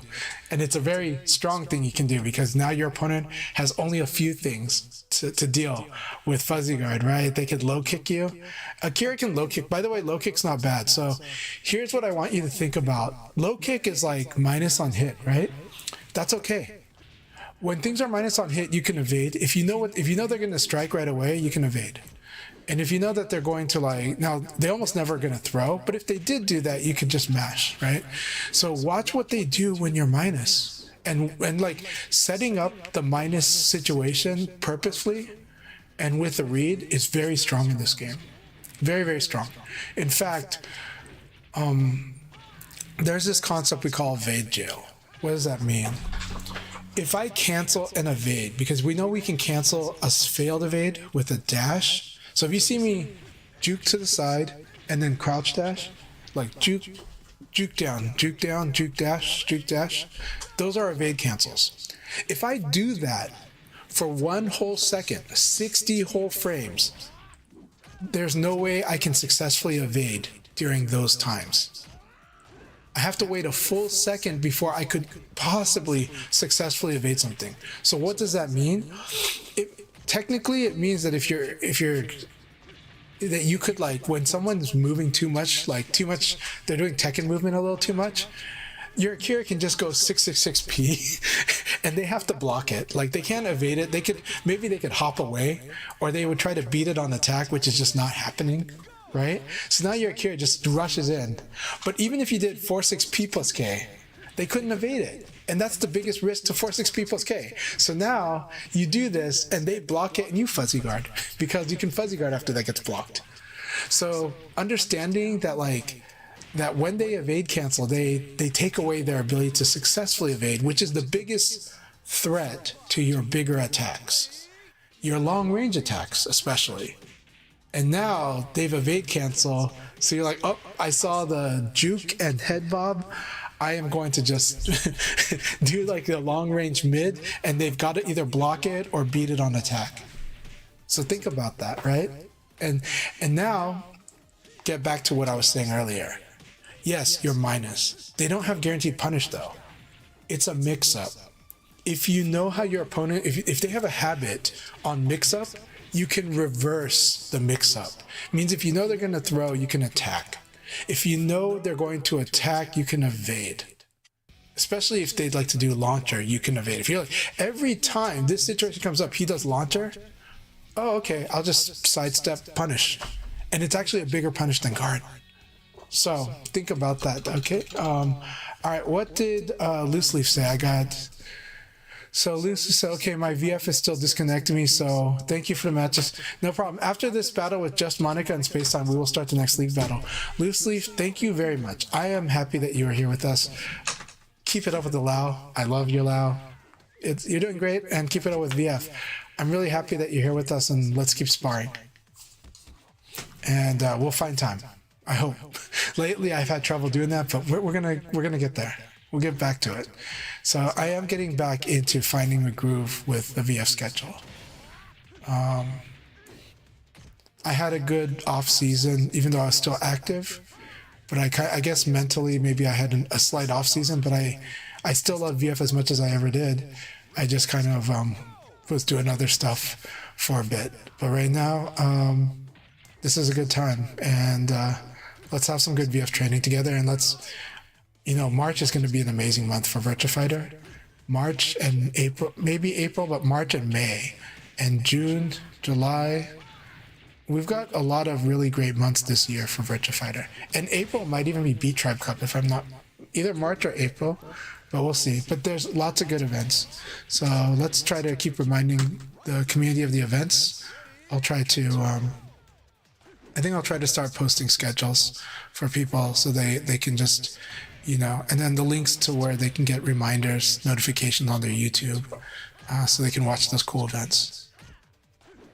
Thank you for the matches, Loose Leaf. Really appreciate you.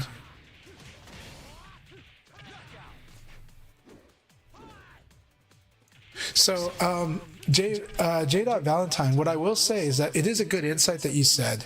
Maybe that, okay, frame tight's super important. You have to master it, but after that, you have to master delay, and then you master option select. It's really, that is core in this game when it comes to attack versus attack. So delay is important too, but before you can do delay, you would of course have to master frame tight, and you're doing very good frame tight. So now you are at a level where you can mix up your options and stuff.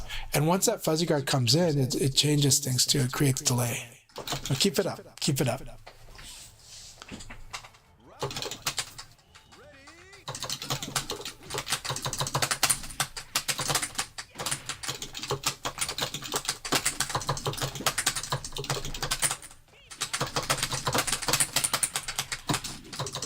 something your Akira can do is jab into either 3P or jab into 6XP.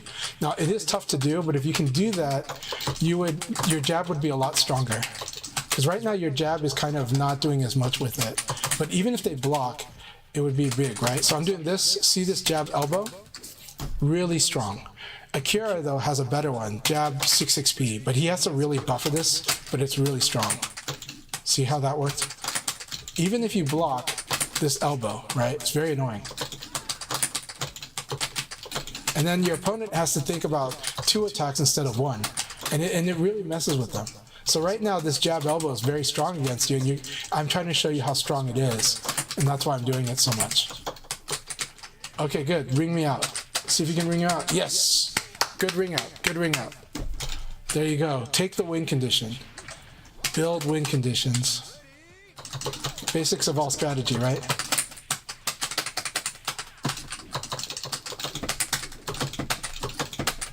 I love this. This is a delay quarter circle back.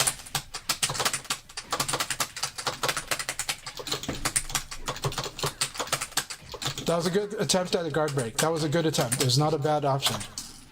It was not a bad option. Don't mistake wrong guesses for bad actions. They are never bad actions. Some actions are good, but could be just that you guessed wrong. That's all, and that's okay.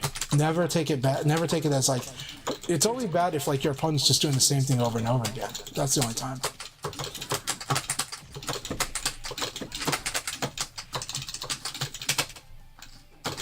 Very good.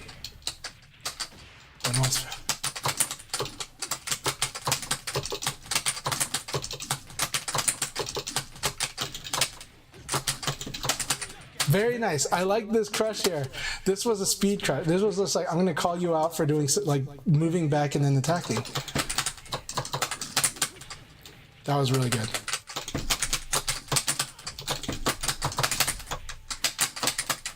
This is taking the win condition. Nope.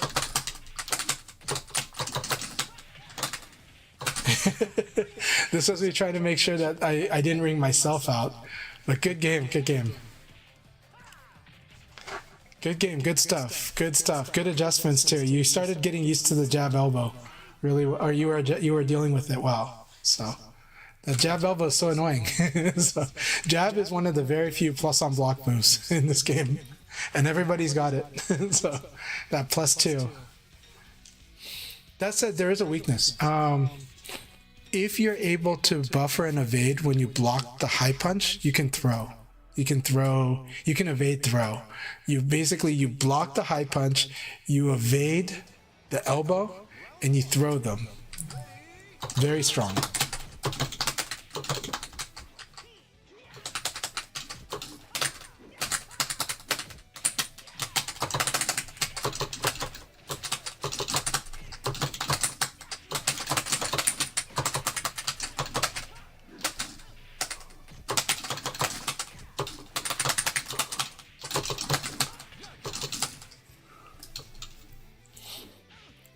All right, thank you very much. Hey, thank you for the gift sub, Guibert. And it went to Jay Valentine, which is awesome. That's who I would want it to go to, too.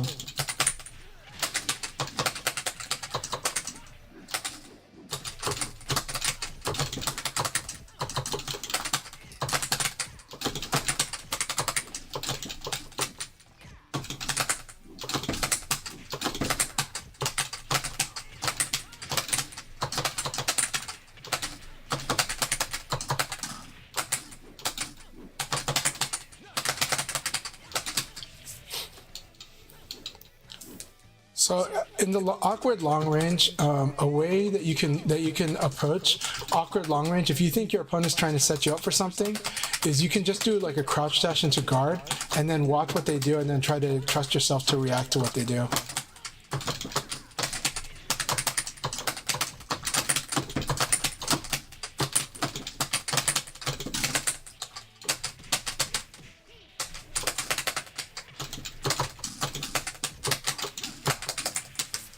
All right, good time, good game, space time.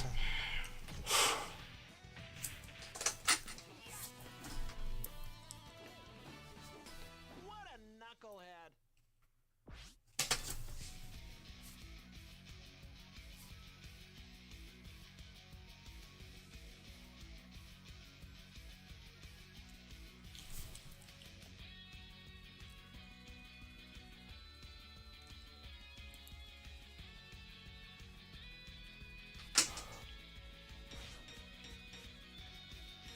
Just Monica, don't disband the room. I'm so sad. I think Just Monica might be signaling that they're going to create a new room. Oh man, really? I'm sad. Please don't disband my room. That said, would be good to see you guys chat in here, Monica. Please do follow Just Monica, and do follow Jamie Lee Curtis as well.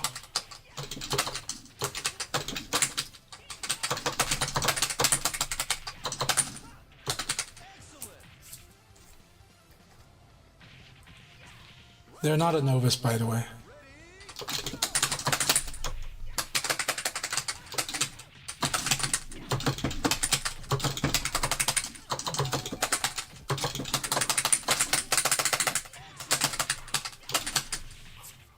I'm throwing everything I can at them because they can turn this around on a dime. They are very scary. That was such a sick 4P plus K setup. Look at this Okizeme. Look at this Okizeme. It's so good. So good.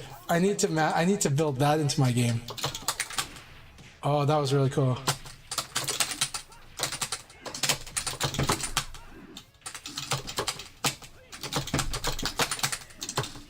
Oh, I thought I could evade that. That was sick. That was so good. All right. Jamie Lee, that was awesome. I love this.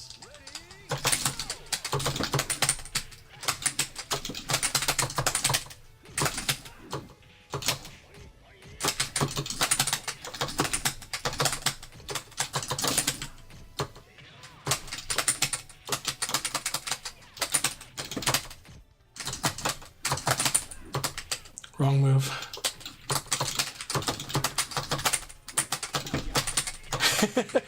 Good game, my friend. Good game. That was an intense battle. Got you with the delayed stream, but good games, man. Please do follow Jamie Lee Curtis 420. Jamie Lee Curtis 420. It's exactly how that's spelled. Please follow them. They're fun to watch. They can get very... they wear their heart on their sleeve, so do be aware that this is the type of player they are. I love fighting their Lao so much, and I like their company in our chat as well. So yeah, good stuff. Oh, I have been missing the chats here because I didn't scroll down. My bad. Okay. 666p is hard, but okay, so this might be the tip for you. Some people don't know that you can buffer while holding guard. If you know that, that's part of the key for doing 666p is buffering the forwards like while you're guarding. So I hope that helps you. If you're not doing that already, that's why you might be getting a lot of delay. But it looks like you're buffering, so that's why I wouldn't think that. I would think that that's what you're already doing. But yeah, but it takes a while to get good at, and it's tough. And the frame tight one is super hard. Akira has a super frame tight 666p buffer that's insanely hard, which is off of quarter circle back punch when it's guarded. So hard to do that one perfectly. It's fun to practice it. It's hard to actually do it in the match.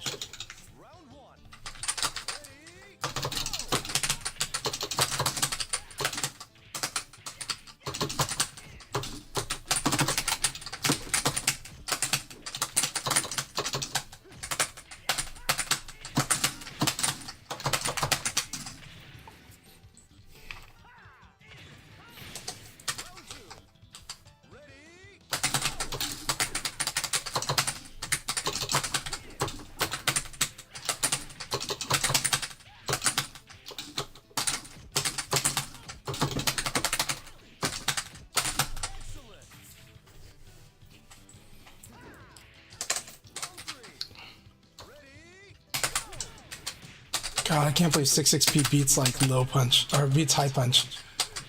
I tried to do PK.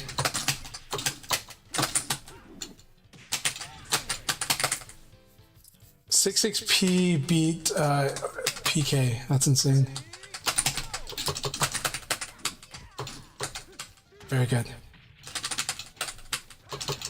Yeah, you have to respect this one.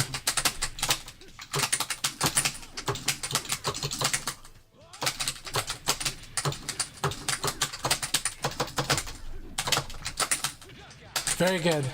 That was awesome. Monica is showing me like how the pressure with the Kira.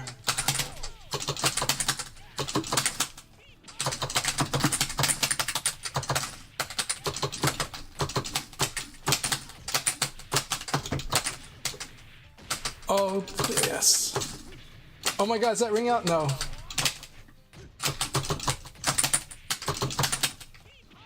That was a fun battle. Good game, Monica. Good game.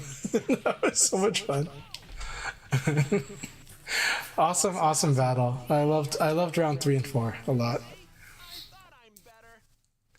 All right, let's catch up on chat here because I didn't scroll down earlier. Hey, Platinum Trophy. Good to see you. I hope you're doing well. I'm sorry that I missed your message, but I read it now. And Jamie Lee Curtis, thank you very much for the shout outs and support and encouraging people to subscribe. I really appreciate it.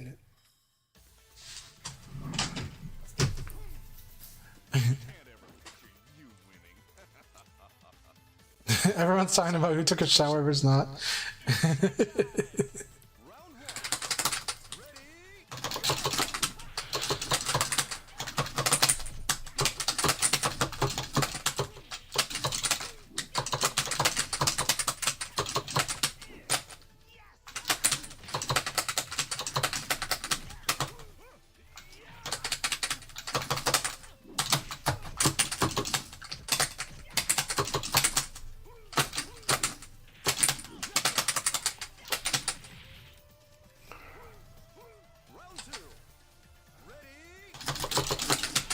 I understand. There's a lot of people that, especially when they're coming from other fighting games, they don't like the guard breaks at first. Eventually, I think people come to terms with it, but I understand.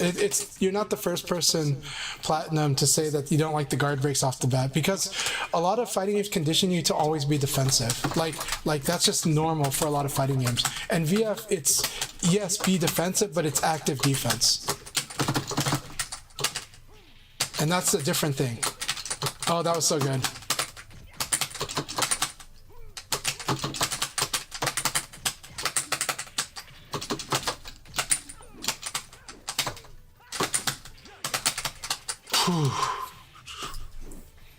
And so this active defense is really hard because it's almost like you had to parry in Third Strike a lot or dodge like in King of Fighters a lot, and that feels really weird for a lot of people coming from other fighting games. It goes against like things that like you take for granted in other fighting games because it's a very active decision making in this game. And it has risks too, because throwing is good. Because throwing is good, it has huge risks. So yeah.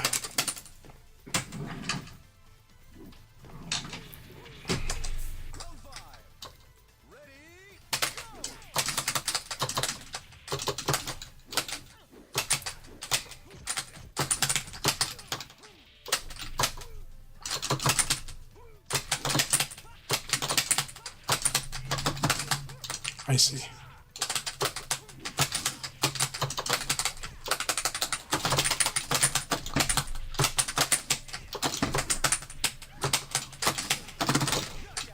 Good game, Gleaver. That was a lot of fun. I did want to make this a scrap fest, but you got it. Good game. Good game. That was so much fun.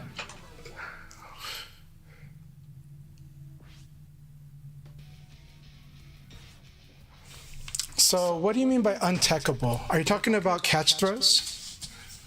Because this game, the thing that's important to understand this game is that throw escape isn't what you do to beat throw. Throw escape is what you do because you want to defend, but you want to lower the risk of defending.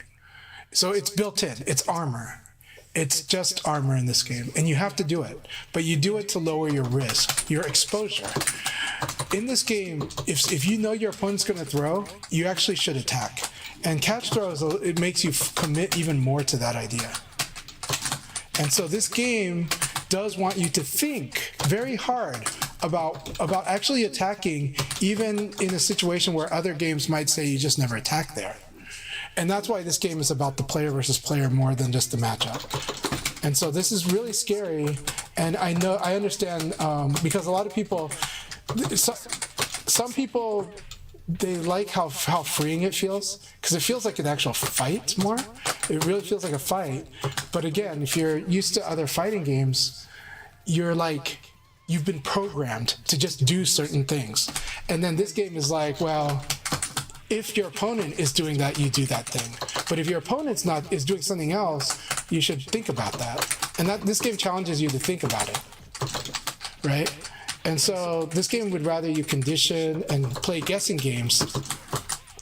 But then that's why some people will be like, is this game making me a bad player? And it's like, no, but it's encouraging you to just maybe think a little more in certain situations where other games there's not much to think about. There's just a good or a bad option, right? And this game, it's like, well, it's an option, but what do you think your opponent's actually doing, right? And it's like, so this game, as long as you know what your opponent's doing, there's counterplay in this game. And that can be a rude awakening, right? And so the throw escape is not like and so that's where people want to be able to react to throw. And in this game you can, but the way you react to throw in this game is you hit attack, you kill them. Because even if they're in there, even if they haven't connected with you yet, even if there's only one frame before the throw connects with you, your startup frame of your attack will beat the throw, unless it's a catch. Catch throw is the exception.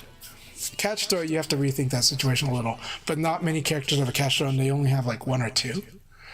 But the catch throws are also way slower than a normal throw. So a lot of times the catch throws are like 16, 17 frames, 19 frames, whereas the normal throw is 10 frames faster than an attack.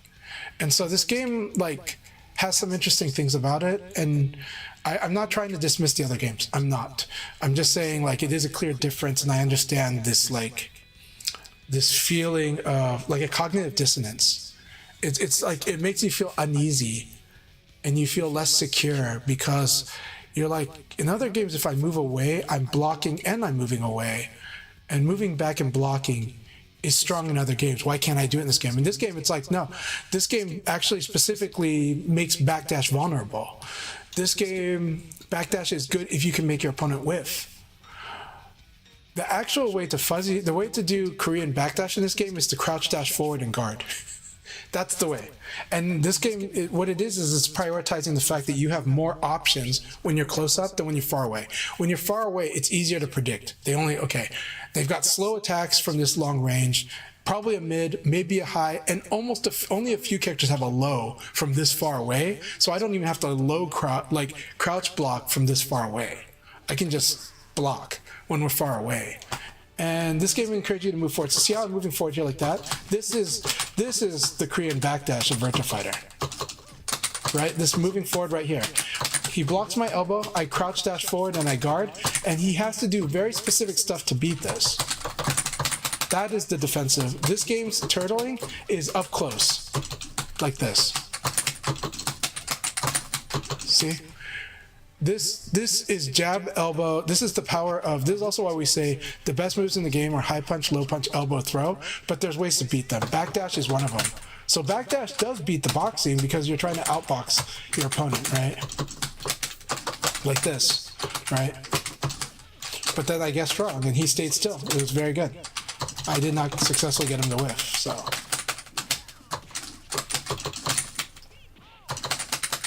And then crushing is an option. So that's why attacking isn't just flat out bad when you're minus. It's actually good if you know what type of attack they're likely to do. But it's still risky. It's risk and reward. And so if you did it every time, you probably would lose. But if you picked your moments, it's probably pretty huge. So it's I know that that's very scary coming from the other games, right? And then Leon's got a very slow guard break, right? That's his guard break. So, okay, but why does Leon players not always do it? They don't always do it because look at how slow it is. Look at how slow that one is. Obviously, Akira and Lau have fast guard break, but Leon I have to get the opponent on the defense. And Two Scoops is not a defensive player, actually. But I've kind of got a sense of when they're going to start defending, right? I've conditioned them to defend.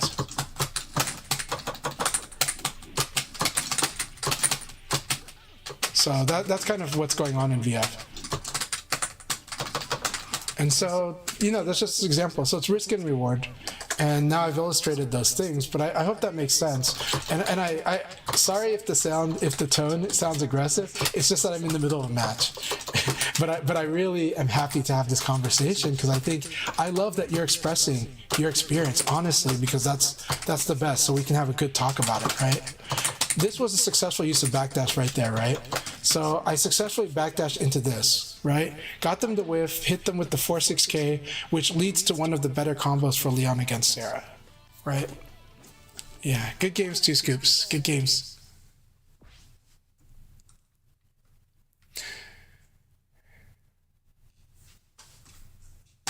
So yeah, it's I know how crazy this can all feel. Anyways, I hope that made sense to you, Platinum Trophy. I am really grateful for you chatting with us here too, and I really appreciate your support so much. You've been amazing. So keep it up, keep it coming, keep letting me know how you feel. Let me know what you don't like as you did have, or what you're not sure about as you have, because it's fun conversation. But I'm sorry if the tone under pressure made it sound like I was like aggressive, because I didn't mean it that way. Because I'm not trying to out tell you stuff. I'm not trying to mansplain to you, you know? I do sympathize a lot because I try to teach this game to a lot of people, and I do see where some people really hate it. Like it is one of like, you know, there's a player like Neon K. I met Neon K in person in Thailand. We've chatted online, but I met them finally in person in Thailand. You know, and they let me know how much they hate guard break. They really hate it, right? They come from Tekken. They don't see why it's necessary, right? And most of the people that I've met that say they hate guard break are the type that want to win on defense, like on guarding. It's not just defense. In VF, defense is a very big umbrella, okay?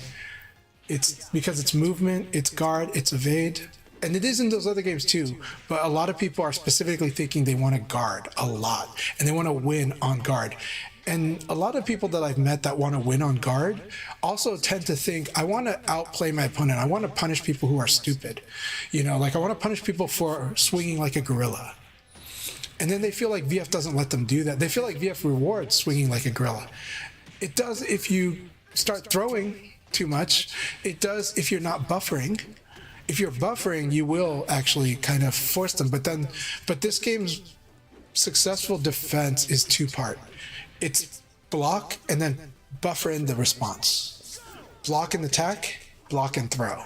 That's really the defense in this game. After that, you can add in block, and then you start messing with the more detailed idea of what you have about what they're going to do after you block them. Then you can start messing with that, because they're going to start trying to play with it, right?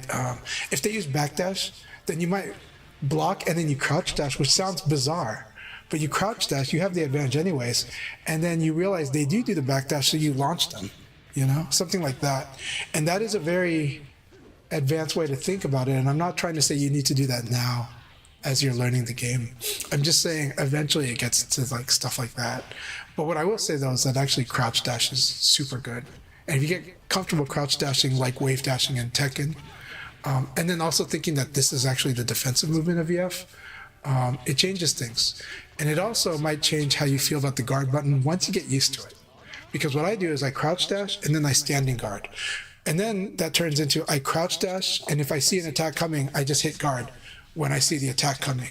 But if I see no attack coming, I'm like, I'm gonna throw them or I'm gonna attack them really quick. Like I'm like, they're not doing anything, throw or attack. And I'm gonna do something probably really fast because they're not doing something. I see them not doing something, right? I'm like, oh, they're delaying. And this is very scary, right? But this feels to me the spirit of fighting. To me, it's the spirit of fighting in that. So I hope that makes sense. I'll leave it be now. I didn't mean to mansplain you on the chat. I just very enthusiastic giving you my response. But I'll read everyone what Platinum Trophy says. Like Platinum Trophy said, okay, they said, after playing it for 5 hours, I'll say it is a really good game. The only thing that I'm not too much of a fan of, and it's fair, is guard breaks. Don't hate it, but I don't love it either. Actually, the untechable, and I think they mean catch though here, and the guard breaks is annoying, but I want to give it more time before I say I hate it completely. Trust me, even there's VF players that do hate it for sure. I love the character sidestepping, the ring out system, and the wake up options in this game. I'm really happy to hear you say you like the wake up options in this game. To be honest, a lot of people don't like it at first, so I'm really impressed that you can see that you can appreciate the wake up options in this game. Very, very impressed by that. Number says not to raid them tonight. Okay, I won't raid you tonight. Okay, so they also said, but the movement, having a block button, guard breaks, I need to get used to. It does take a while to get used to, no doubt. It's good that you recognize it will take a while to get used to. I'm glad you're open-minded to working on that. Also, I didn't know this game is very fast. It's super fast-paced. A lot of people think this game is slow and clunky. It's not slow and clunky. It's because if you try to play it like Tekken, it's slow and clunky. If you try to literally play it exactly the way you play Tekken, it will feel slow and clunky. When you get used, but it sounds like you're already kind of knowing, you got a sense of how VF wants to be played. If that's the case, yeah, then you realize this game is insanely fast-paced, and then you understand why VF players say this game is so fast. Because you don't have a secure situation. You're not checkmating your opponent all the time. This game does not have much. The only checkmate you have in this game is constant good guessing.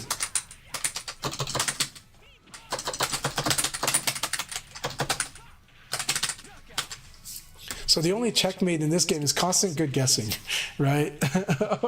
So, but a lot of other games you actually have checkmate actually, or you have like force check, you know. In this game, not that much force check.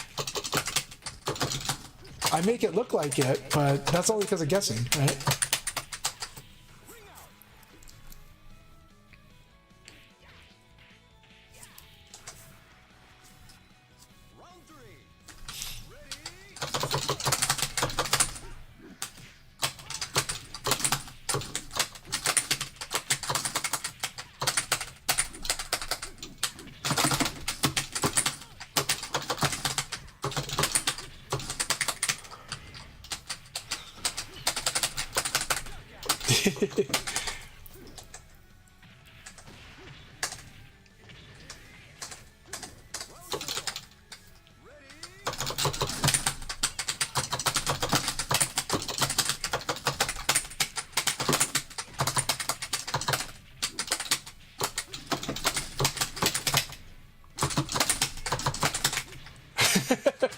War of the delay attacks. Oh no. It's a battle of the delay attacks.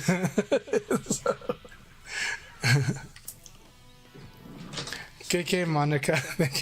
That was like a do or die match on both sides. All the rounds are like 0 to 60. You know? I'm gonna take a break and let you guys spar. We're gonna start the next league battle on the 40-minute mark. Actually, I forgot to say that earlier.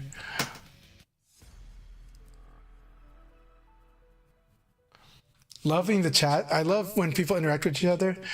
June says, it is easy to understand for sure. Okay.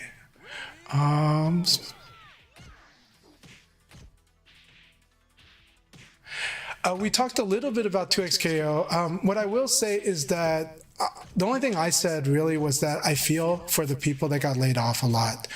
I also don't personally see 2xKO as a failure because I don't really think it's constructive to pile on it. But I will say that it is a good topic to discuss though about the state of 2xKO. But some people are just throwing takes as opposed to having more constructive discussion about it and its direction. But I do think of it as layoffs lately, especially like when you're developing the initial development of the game, that's going to use a lot more staffing. And especially they had a big staff. And then I think scaling down was inevitable. How much of a scale down? This is probably a bigger scale down than I expected. But the scale down was kind of inevitable, especially if Chinese ownership is involved lately, right? We saw like Marvel Rivals do a similar thing, but that's not what exactly the situation here. I'm just saying that's another case though where there was a layoff right after launch, right? Normally, I think there's a lot of contracts, from my understanding, when it comes to devs. But this is, I don't know what this is. So that said, it did feel bad. And I'm really sad that it was a lot of people that I really liked and kind of had some sense of or familiarity with that got laid off. And that makes it hit closer to home. Because I was hoping that, that they were in this for like a longer career, and some of them will have a longer career at Riot, but we'll see. But I do think that like scaling down was normal, but this is probably bigger scale down than I expected. Aside from that though, I know some people want to toot their horn and say that this is a failure of 2XKO. I mean, depends on your definition of failure, but to me, I just think they're adjusting expectations and scaling appropriately. But I think the game has been doing great numbers. It's just that, is it like the giant numbers they might have hoped for? Maybe not. It's still probably bigger than most fighting game numbers. And it's still got a lot going. But then again, it might also be more, is the game more core than, is it casual friendly? I don't know. Like, to me, I don't know. The game is only casual friendly when we're talking about the co-op aspect. But I don't think like the game, I have trouble getting into the game because I don't play air dashers. So for me, when I play it, I'm just getting smoked right away, even by the AI. And I'm just bad at it, And the game does not let up and tell me that, like, I have trouble finding my way out of that, actually. But that's on me. But I imagine if I feel that way, I can only imagine how many other people feel that way when they play 2XKO, right? If you want to talk about a game not letting, the sense of not having a turn, yeah, when I play 2XKO, that's what it feels like. So, but I don't want to diss it. I just need to put more serious time and see. But I'm also like, okay, this will take a lot of effort for me to just even get the basics down and to play this well enough, It would require commitment. Commitment's a hard thing to demand of a more casual thing, but this is not me saying that's the way this game should be. This game already made concessions to be quote unquote more casual friendly. It also improved the interface. It was, for me, the last year's beta, definitely, I enjoyed it a lot more than the beta I played like 2 years ago. I enjoyed it way more than the beta I played like 2 years ago. So, or a year and a half ago. So I have to admit that. But it is an interesting point, and we're going to see things, but I don't want this game to fail. I don't think it's good for fighting games if this game fails. I really don't, right? That puts even more pressure on VF being like super amazing, because I do see VF as being a potentially transformative game, and I want that game to really do that. But I also wanted 2XKO to really stimulate the gaming audience to be more open than it is already to fighting games. I want more people to love fighting games, and that includes 2XKO. But I don't know. As far as I know, the numbers are actually good. It's just not super, super, super amazing good that they wanted.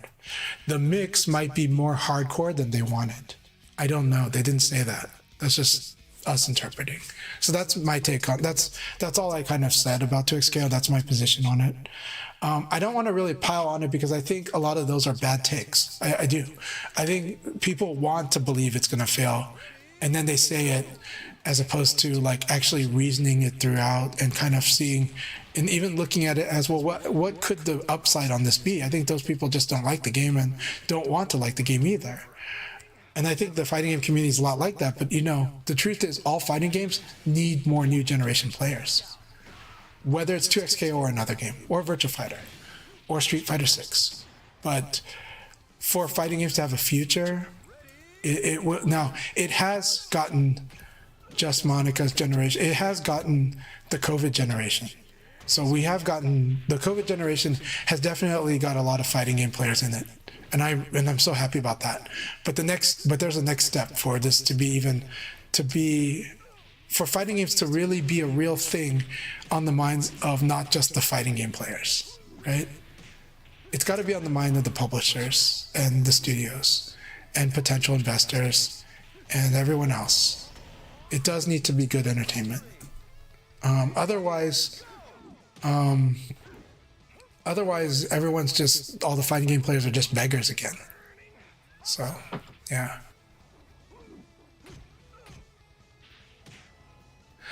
Yeah, we're going to do another league. We will start the league after this game. So the next league will start after this game. Sorry. The game can be exhausting. It's good to take breaks. Like, honestly, traditionally, I do my sessions actually for a long, like 4 hours.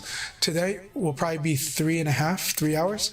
But normally I do like 4 hours. And when I do that, I do encourage people to take a break in the middle. Some players to take a break in the middle and come back later. And that's always valid because it is good. This game is exhausting mentally, but in a wonderful way, in my opinion.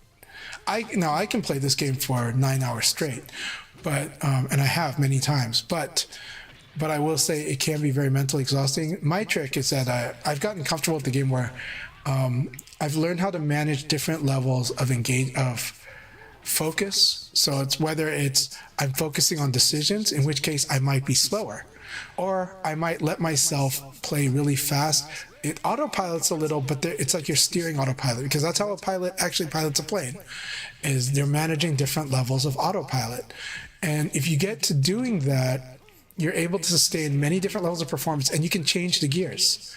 And I'm used to changing the gears a lot. That's why I'm able to talk and play from a lot of practice on doing these streams, is that I can talk and play, I can compete and play, I can casual and play, I can teach and play. And I love it.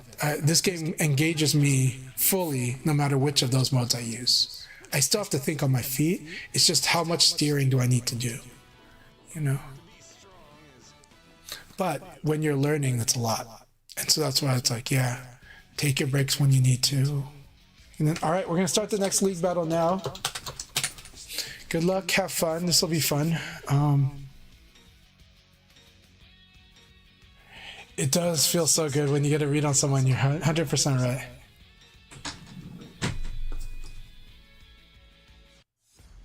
Yeah, Jamie Lee Curtis got a good point. Says this game seems slow to the common player's eye because they've never been in a constant three-way guess before. Yeah, they've been in a lot of your turn, my turn. So.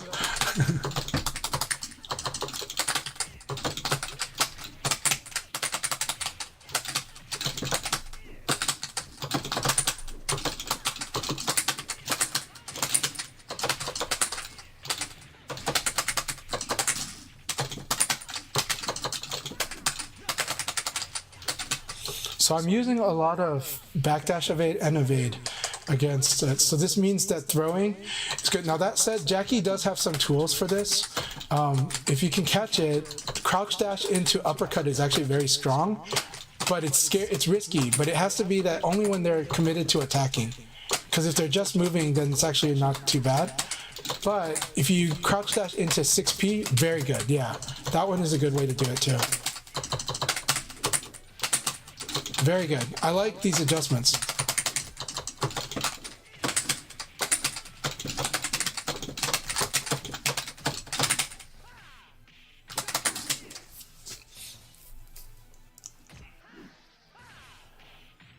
Hey, really good games, Valentin. I really appreciate you. And again, don't feel like you have to be here the whole time. I'm just glad that you gave it the time, and it sounded like it was productive for you. Thank you so much for your participation in the chat too. It means a lot to me. Everything. I'm just really happy to have you here.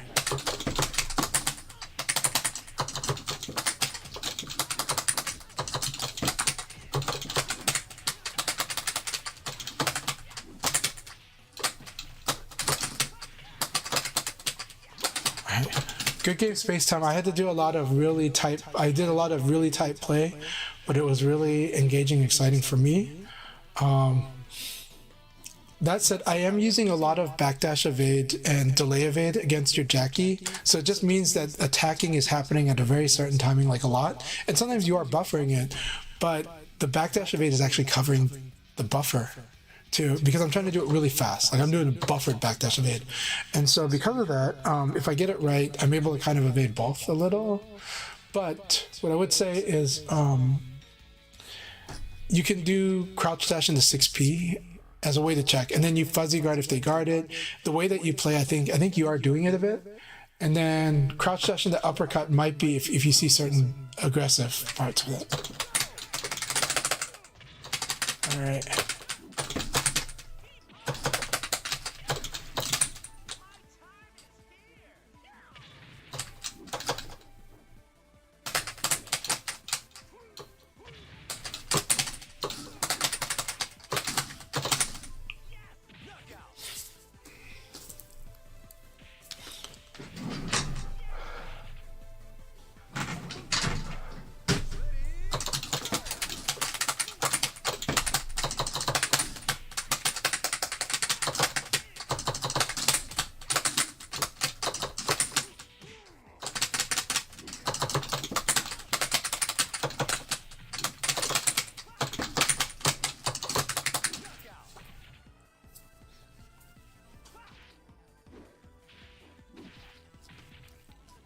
Well, I think Baba asks, like, are fighting games really that niche?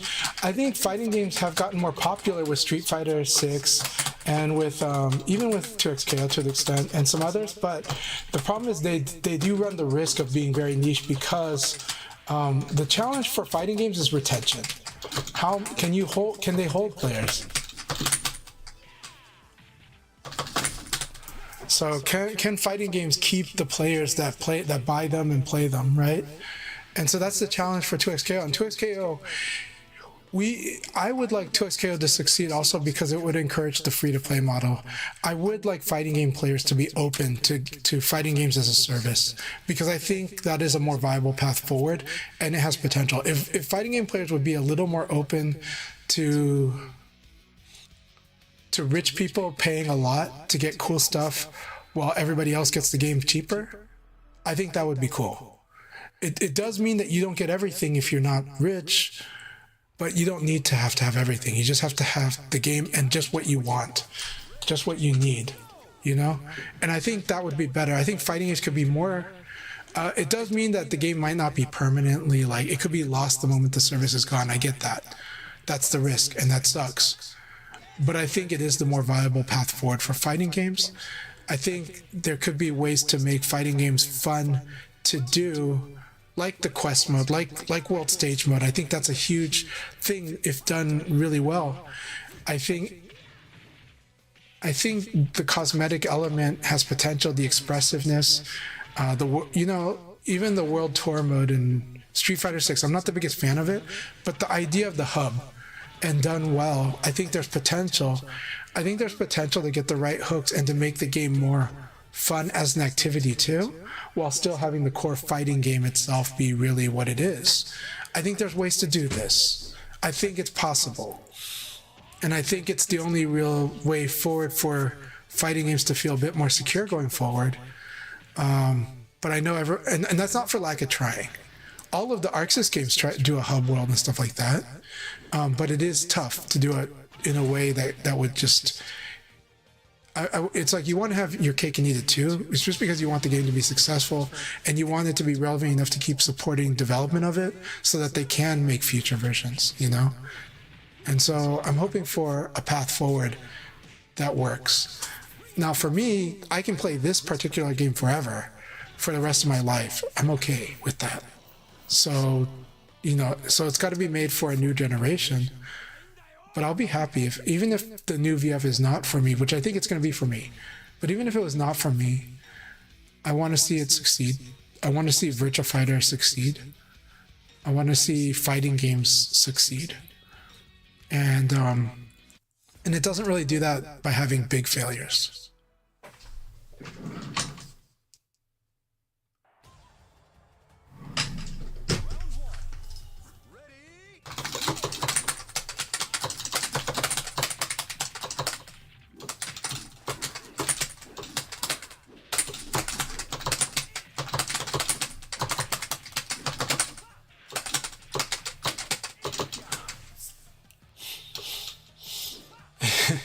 Jamie the Curious probably like, why are you distracting me with all this weird stuff in your game?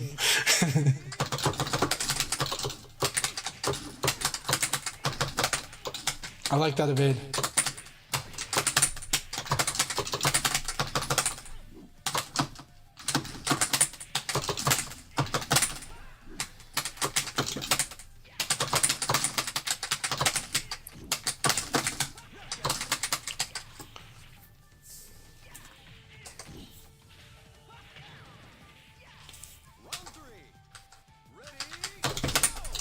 Oh, that's so sick.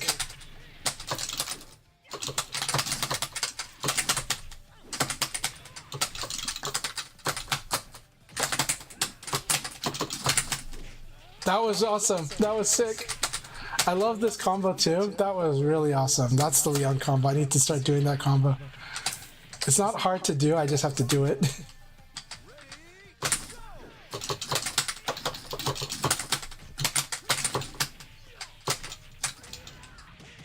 That scary one.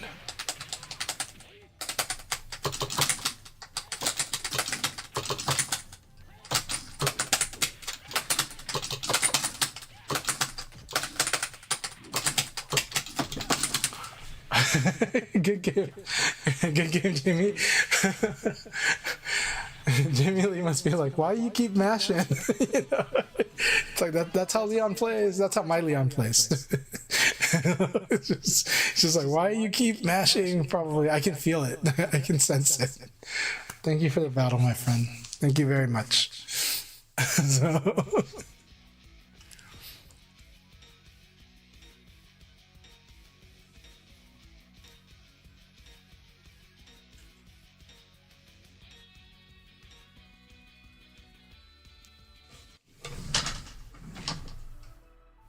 that was really, I loved about Third Strike last year at events. That was amazing that they were able to secure as much as they did for Third Strike at Evo.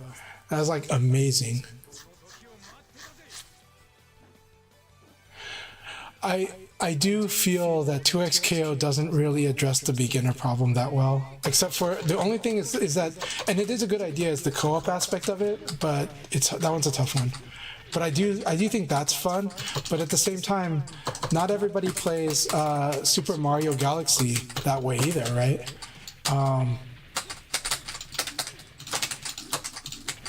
That was so sick. I love this. That was so good, Just Monica. That was so amazing. That was so good.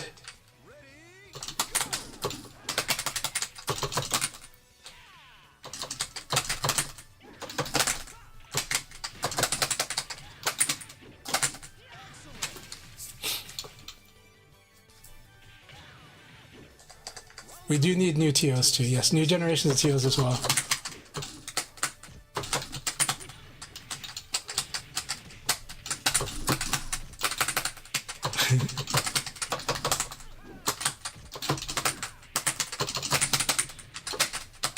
That was good.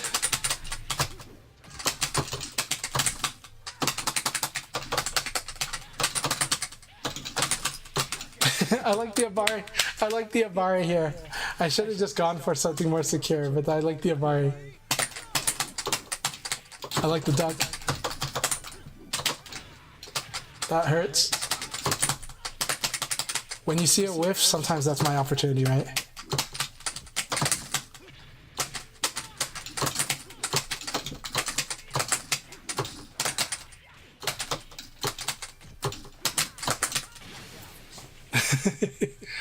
And that said, this setting up a ring out might be my downfall.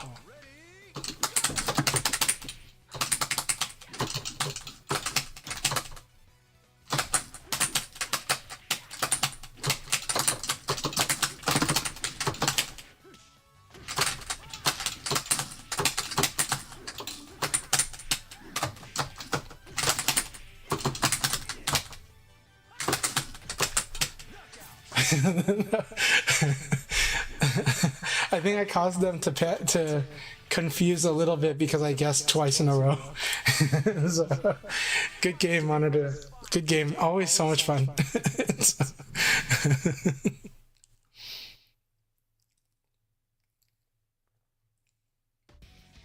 Yeah, that was the thing that surprised me, was that 2xK was genuinely made for hardcore fighting game players. I was so surprised by that.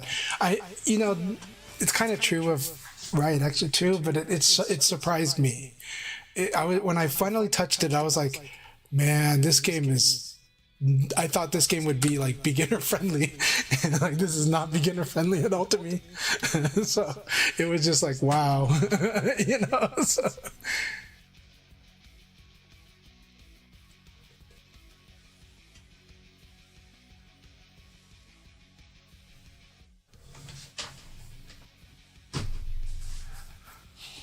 Oh, thank you all so much. Oh, Portland X is here. Awesome. I'm gonna put myself at the end of the queue and I will jump into Spar.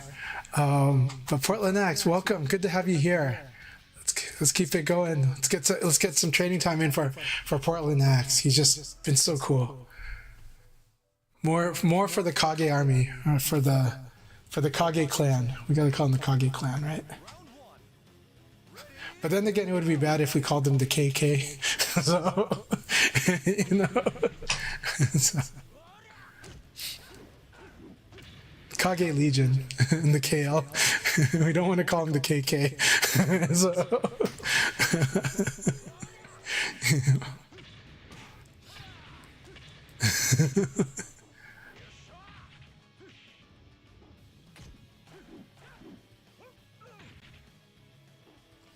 Awesome. So I'm responding to Jay Valentine saying, the exhaustion feels good, though back when I was really grinding Melty.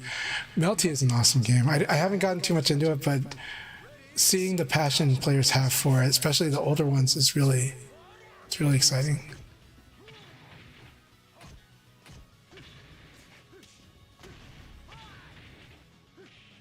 They definitely have to improve the earnings cap for the game.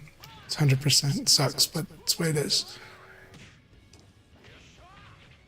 Yeah, Leon can force a mid-low, but that said, it is high risk, high reward. Or it's high risk, moderate reward. Like, the rewards for the lows aren't much. The 1K is not rewarding for the low aspect, it's rewarding for the counter hit aspect. That's the most important thing to understand about Leon's 1K. It's not dangerous because it's a low. It's dangerous because it is a low counter hit launcher, but mainly because that counter hit launcher, and also because it has the reach to punish backdash if they don't backdash evade. 2x KO is very hard to learn. I was so shocked. Yeah, Hypergraph also echoed that 2x KO is too hard to learn. One of the most complicated games out right now. It feels that way. I mean, my intuition tells me it's complicated to learn. My getting smoked and not being able to do anything tells me that that there's something I need to learn. But I don't want to, I want to figure out, it's like I want to live up to that challenge, But at the same time, we'll see what the future direction is. Because it has so much potential to do so much. I think it does. And I think it's doing a lot. And it's made by a lot of really great players and smart developers. But yeah, but it was hard for me to get into, but I want to, but I will give it more tries. I will.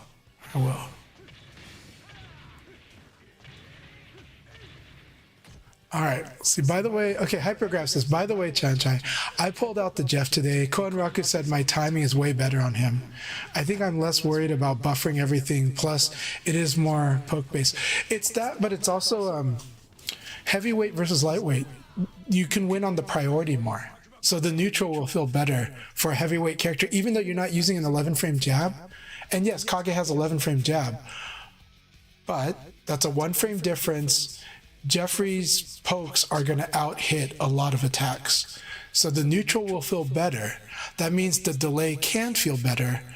And so it's really important to understand that heavyweight characters in this game, I classify them as, instead of saying the traditional, oh, they're heavyweights, so they do more damage. That's not the case for this game or Final Showdown.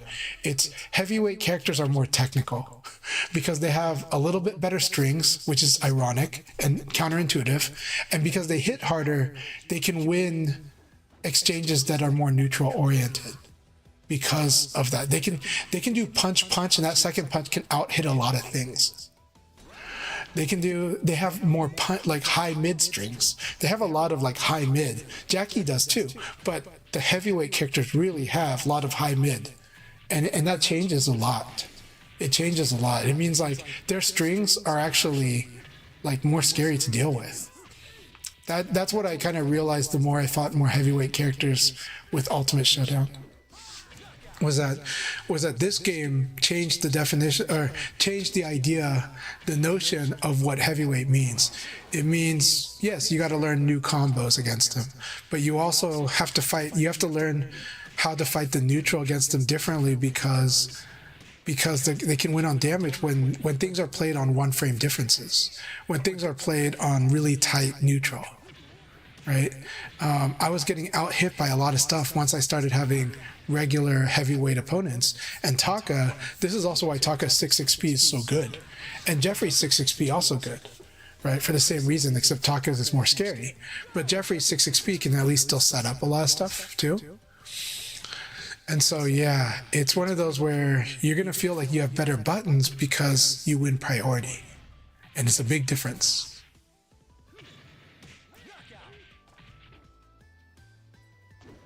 So it could be that your timing's way better, but it's also the difference in situation, yeah. Yeah, Melty is really cool, and when I see the Melty community around the older game, I'm really impressed. And you can see that they love that game as much as I love Virtua Fighter, you know? I see. So Portland X tried 2XKO in beta, but haven't lately. Seems like an honest game. I'm not a tag fighter though. I understand. I'm not an air dasher myself, so it's a lot of vocabulary I have to learn. A lot of thinking differently about fighting games, just like I ask people to do when they play VF. But I do think it could help me be better if I adjusted, you know. So I got to. Oh, Throw Break's here. Hell yeah. Wonderful to have you here, Throw Break. We will start the next league battle soon. Yeah, Throw Break is awesome. I'm really happy they got in the room. We'll start the next league battle after this. It'll be a lot of fun. And that'll probably be the one for tonight, but it's really been... I like this, the neutral between players that are thinking a lot or just doing shit.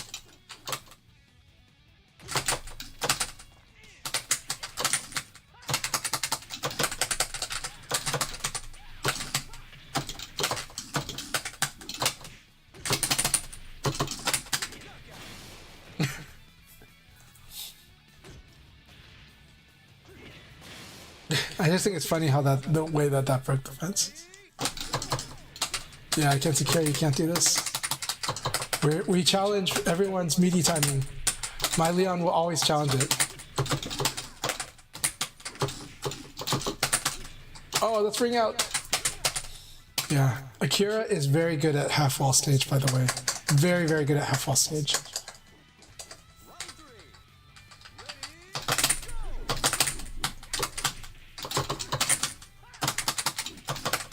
Good. I like that. I like the 6-6P choice, not the dashing elbow.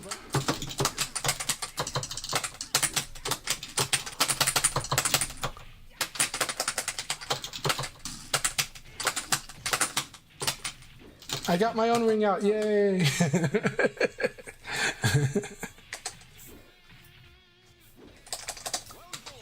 All right, this is Akira Tech. Let's see if I die.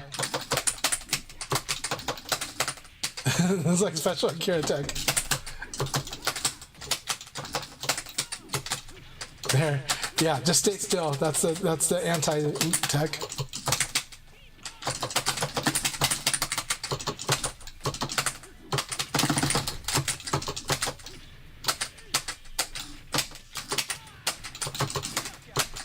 Good game. Oh, it's not game. I thought that was game. I love that guard break. That guard break's such a pain in the ass.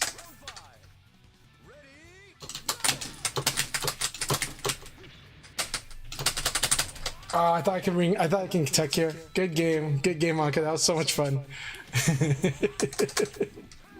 That was a blast. That was really, really fun. And I dug my own grave, right? No, they rung out with a half wall ring out. All right, here we go. Never mind. They started. So we will start the league after this.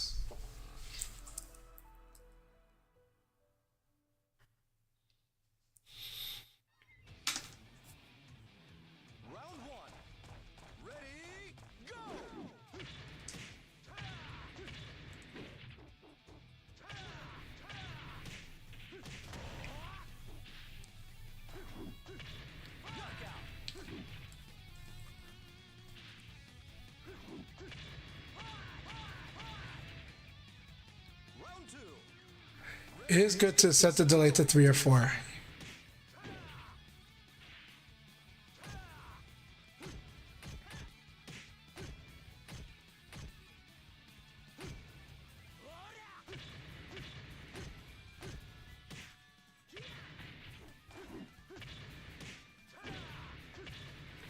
When doing league rooms, you should definitely do higher delay because a lot of league rooms will be pulling from players from all over the country.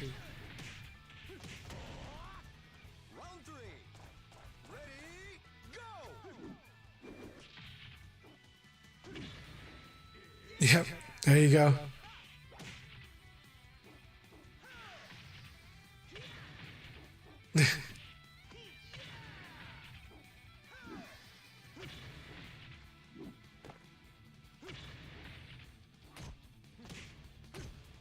I think that was intended to be a 4-6P that turned into a 6P.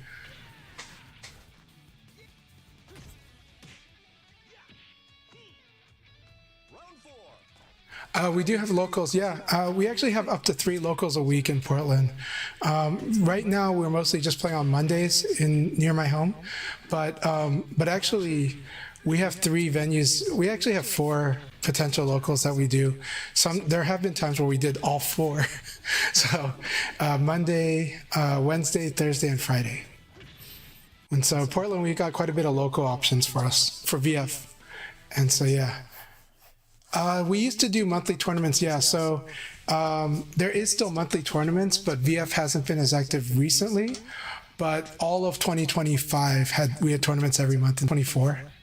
And so actually we did have an 11-month winning streak.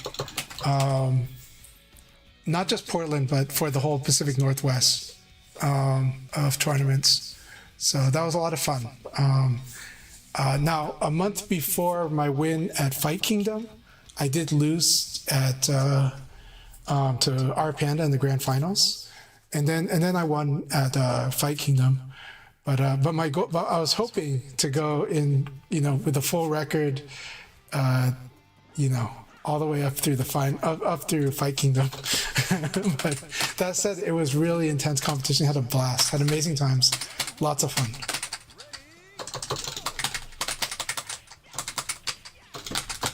All right, here we go, Portland X. Nice.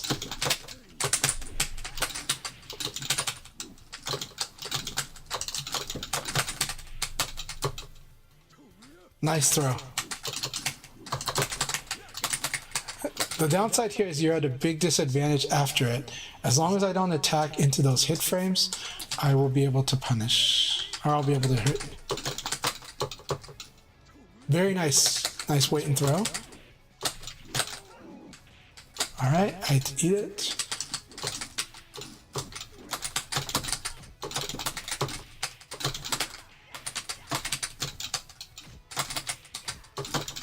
Very nice. I didn't know that was not guaranteed there.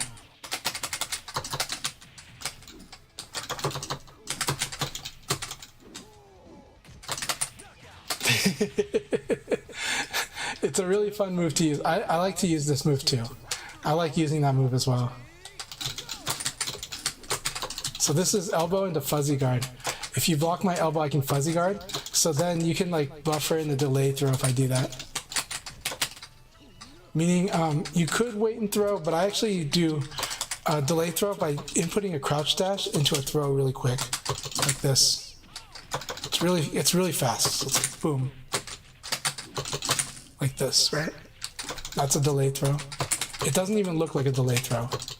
But what it does is that it punishes people that are trying to fuzzy under it. So like this is a pattern. Jab, high punch, elbow, crouch dash.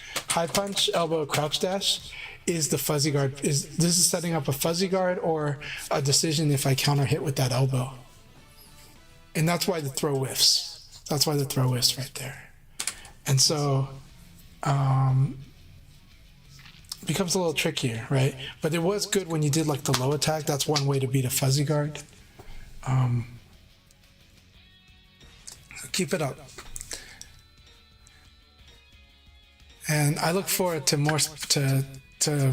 more direct sparring with Portland Hacks, and I think we're gonna have some offline training sessions together. I think it'll be fun.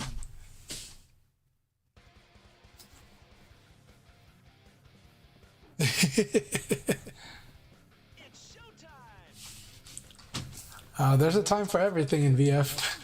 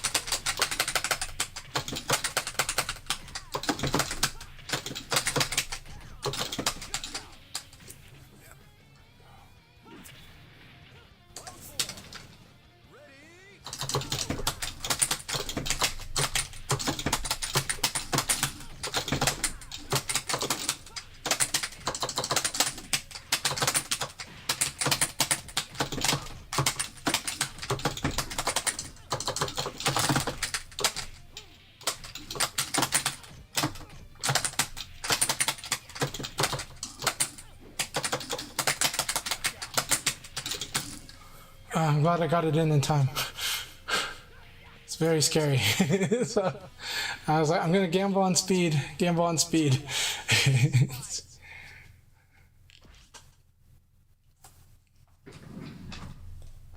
Oh no, the room crashed on Baba. No.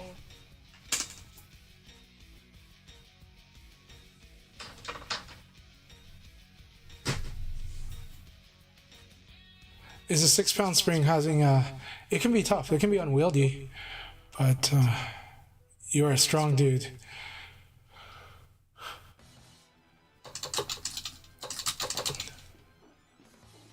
It can be very taxing, I can imagine.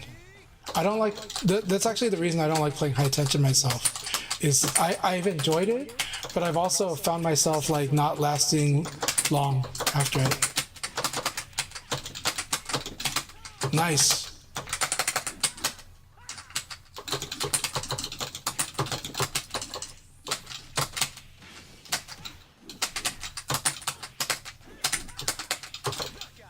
Very nice. Good round throw break.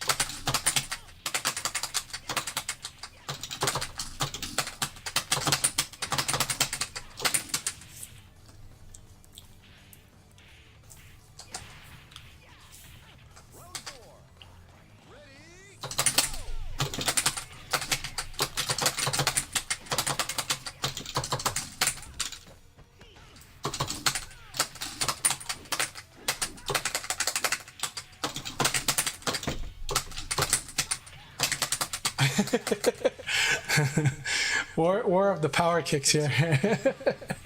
Good game, good game. I want a serious fight.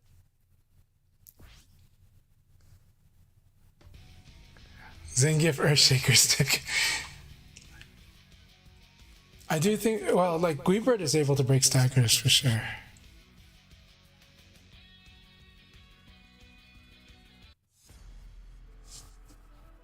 I'm sorry, Baba.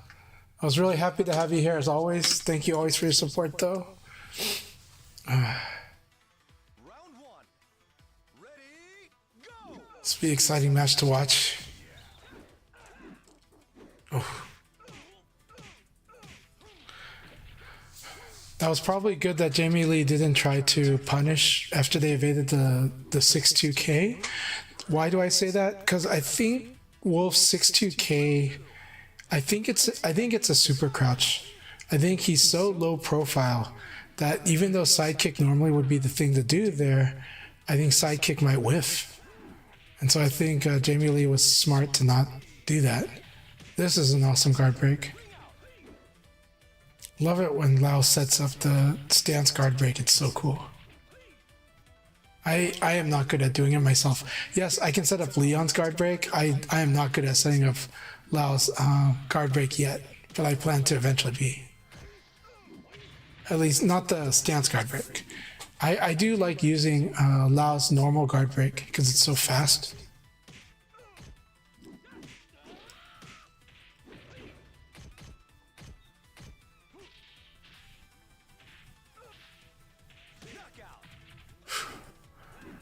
Very nice use of different options from Jamie Lee here. Round four. Ready, go! Rainbow's like shake the whole cabinet, kind of spinning pile drivers. We've known many players with a history of shaking the cabinets.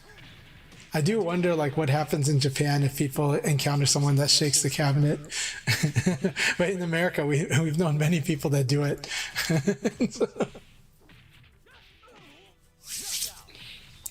The problem is in America, they're next to you when they do it. In Japan, they're across from you, right? So Ready, go!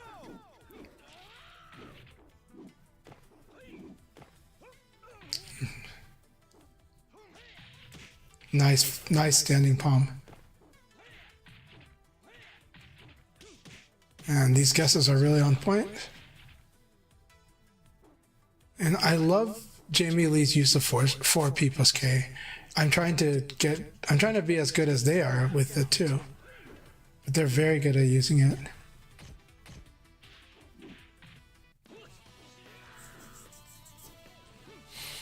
Hey, Pickle Friction, hope you're doing well today. Jamie Lee's using the tempo very well with Lao. I really like their use of the tempo with Lao. That's the I think that's the third dimension if you're talking about Wasakon, one of the best, arguably the best Lao player, but one of the best Lao players in the world. He says that to master Lao, you got to master Lao in 3 dimensions. And that third dimension he's talking about is the use of delay and setting up delay opportunity. Or I like to put it as setting up your opponent to delay too. Because if your opponent delays, now you can use 20 frame attacks. And Lao's 20 frame attacks are really good. Really, really good.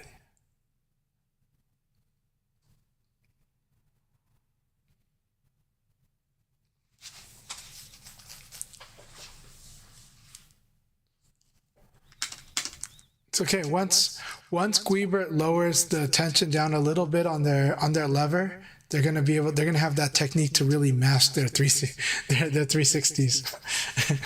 So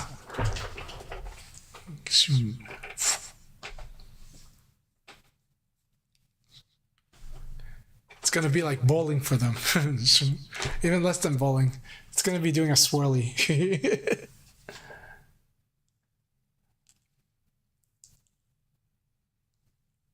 6-pound spring screens. I'm a Keith player. Rock Lee, yeah. Rock Lee's awesome. Hell yeah. We all love that moment.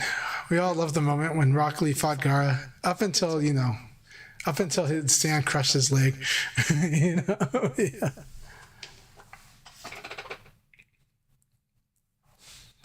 Everybody loves a brute force hero, right? So, try hard hero. So.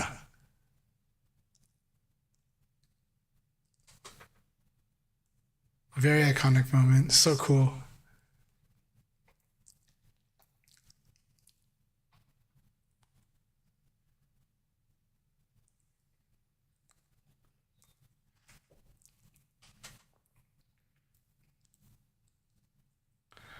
That's right. He uses those weights for Guile's super input. You know?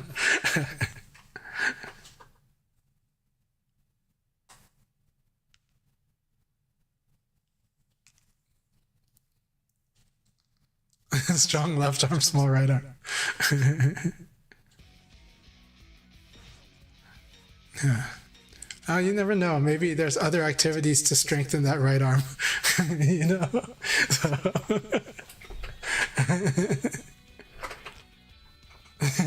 So, you know. It's like muscle balance is important, folks. You know? So, it's like muscle balance is important. When I played tennis, if I didn't train the left side of my shoulder, it'd be sore for like days.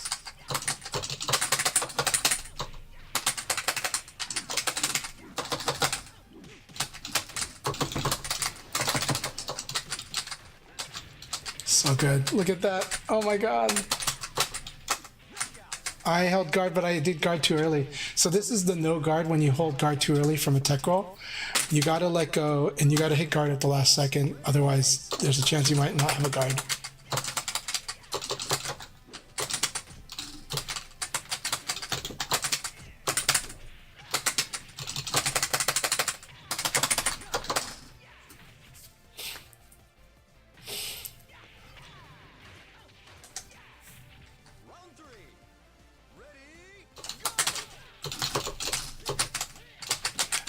see.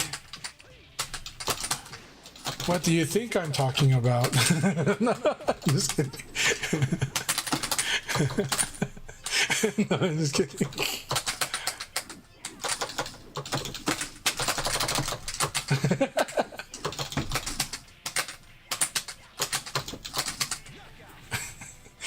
Sorry, I shenanigans.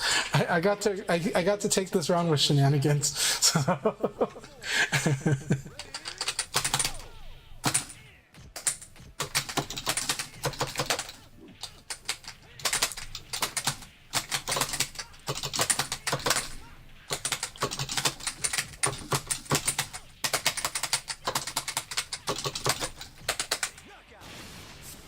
Whew.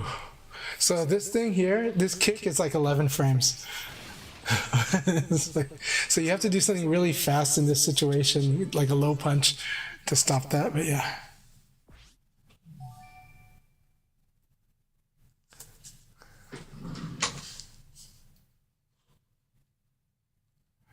Oh man, Portland Next, I'm so sorry. It sounds like it had like a connection moment. I'm sorry, my friend. The room challenges have been rough. It's good to note that this did happen. So in the case of Portland X Boss, they're still in the room and they're watching replays, but it's like it disconnected and maybe it reconnected to the room, but they're no longer in the league. I'm so sorry, my friend. It looks like it's connecting now. Oh, okay. You're in a match. Wow. Okay, you might be on break. It might have just been the downtime because if there's an odd number of people, or if you were matched with somebody who left the room, that's what it is. So what happened is Baba left. And so because Baba left, it looks like you disconnected, but what it really is that Baba is the one who disconnected. Does that make sense?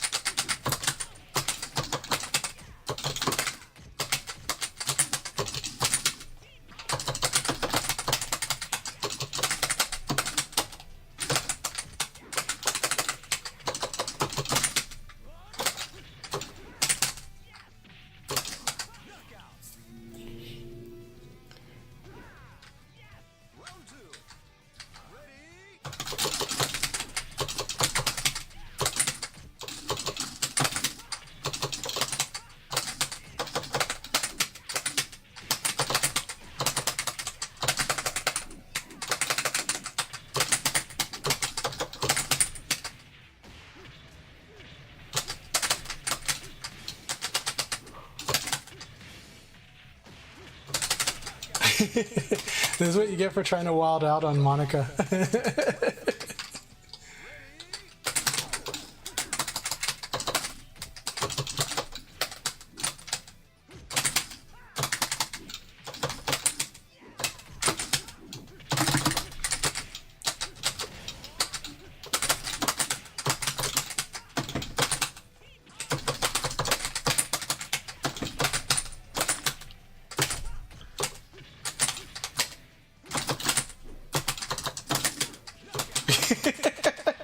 I didn't expect it to be a mirror.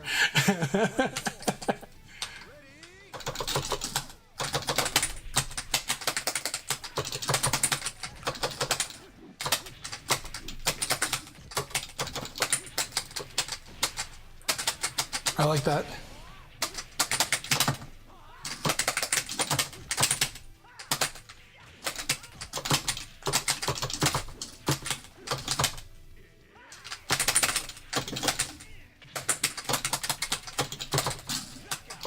That was a really fun battle as always, Monica. So much fun. So much fun. Thank you for the wonderful battle. Oh my gosh, good games.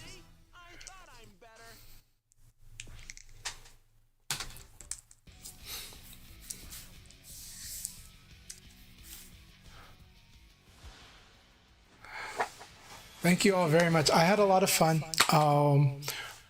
Portland X, we'll double check on the connection later, but thank you very much. I'm really happy you're here. Jamie Lee Curtis was concerned that you might be set on 1 frame delay. It is important in the league match, especially because Jamie Lee is from New York, to go to, if we go here to options, game settings, and you see this frame delay, I recommend normally about 4. I set it to 5 because whoever's Because if the opponent does like 5, we'll play 5. But it's basically whoever picks the faster one. So if you do 1, it will definitely be 1. It's guaranteed to be 1. I don't like that. The problem with 1 is that it might roll back like a lot. And so on your end, it might look clean, but to the opponent, it looks like you're teleporting a lot. I didn't know that there's a 6 now. I don't play 6, but I personally set it to 5 so that if my opponent's set to 5, but most people, I recommend 3 or 4 in link battles. And so that's what Jamie Lee was talking about earlier. So just a heads up, but love having you here. We're having good matches, and thanks a lot. I appreciate it. I'm gonna call it a night, but I appreciate all of you guys. Thank you so much. Okay. But that said, yeah. Yeah, my pleasure. I can do it when I play on PC. If I play on PS5, it won't show the input display, but I do like that you guys can see that. I like the modern. I like that nowadays we can do these overlays on streams. I think it's really cool. And then I also like that this one, Trailpad, has the trail option, because I think the trail makes it easier to see what's going on. It's not perfect, but it helps you get an idea of the motion I'm doing. I think it's a Guilty Gear thing, but I really like it. And then you can see how clean my back down is, right? And that's partly because it won't always look this way. It'll look more like this triangle if I was playing on a Sanwa, but on my current lever, it looks clean like that. So yeah. That said, all levers do have some level of deflection. We always do. Games do accommodate to a degree. I think Tekken is one of the games that doesn't accommodate very much at all. VF does a lot of accommodation. So even if you did like this forward, down, like this will still count as a crouch dash in VF, right? Even though that's really the goal is to do this. But VF is good at interpreting when you didn't mean to do this forward. So yeah. I do think VF plays fantastic on Sanwa, which is the standard lever, and the Hori lever is good. But now, if you're playing on the Hori fight stick, the thing that I would say to watch out for is if you're having trouble with like let's say you meant to press up, but you got down, or you meant to press down and you got up, there can be deflection issues on some Hori levers. If you have that problem, then I recommend swapping the lever for like a Sanwa lever. That's the cheap option. I think one of my favorite levers is taking a Sanwa lever and upgrading it to the Auto V5. But also the Sanwa JLX is pretty good too. JLF is the old standard. JLX is the new standard. So the Sanwa JLX is quite solid. But one of my favorite Virtua Fighter sticks that's affordable is a Sanwa JLF upgraded with the Auto V5. So Auto's DIY, Auto's do-it-yourself V5 mod, and I can do it for you. I can come to your store and install it for you if you want. But I think you're handy enough to be able to do it. Now that said, I personally play on two golden levers that I've tuned myself, and they both tuned a little differently. So one of them I like to use for online, and another I like to use for offline play. Though right now I'm playing with the offline build. And so the difference being that the offline build is a little tighter on throw, like it moves a little less. It moves similar to Sama maybe, but it's a little like snappier. Whereas what used to be my online build plays really fast, but it has more movement room. So that I can more securely get those diagonals, but it was really good for me to play like when online, because if I needed to do something faster, if I need to input faster for online, and then offline, just slow it down a little so that it would feel somewhat similar, or at least somewhat in the ballpark. And so that's how I used to do that. Nowadays with the rollback netcode, actually, you don't need to do two different speeds, but I still like doing it for fun because I'm a collector. So I have like a bunch of levers, and if you want to try them, I'm happy to let you try them, Portland X, to just try and see what works best for you. There's a lot of fun ones. And golden lever is an expensive option. I like the CHANCHAI'S V3 personally, but another person, some people really like the Nobi lever. I like that too, but I don't think the Nobi's for everyone, but I do think some people are really going to love it. I do think the Nobi's really good for Tekken for sure though. I think Nobi's lever is actually, as far as if you want to still play a Japanese style lever, the Nobi lever is really good. Sorry, I'm gonna do this here. There's many levers. The popular ones in the VF community, because they're the arcade standards, are the Sanwa JLF and the Seimitsu LS32. These are both super cheap, but they are what you would play if you went to a Japanese arcade. Problem is, less and less Japanese arcades now. It took until 2022, but now there are less Japanese arcades that have Virtua Fighter, whereas all the way up through like 2018, you would always see VF at Japanese arcades.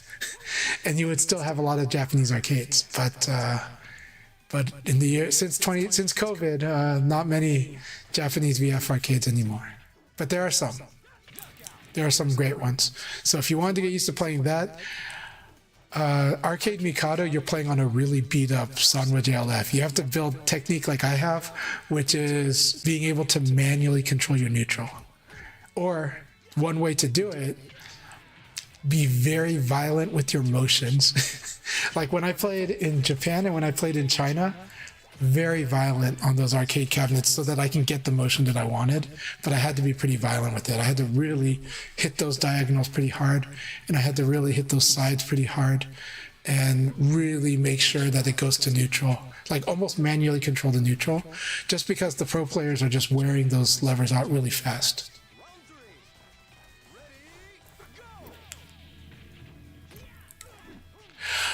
Auto V2 is very fun, but it does wear out fast because it's a very small it's a very small grommet. I think there's many things you could do. The crown levers are pretty fun. I do like the crown Shinsun lever, but it's expensive and it's not my most recommended lever, but I do have that on my, I'll show it to you guys, on one of the sticks that I'm most proud of building. I'll be right back.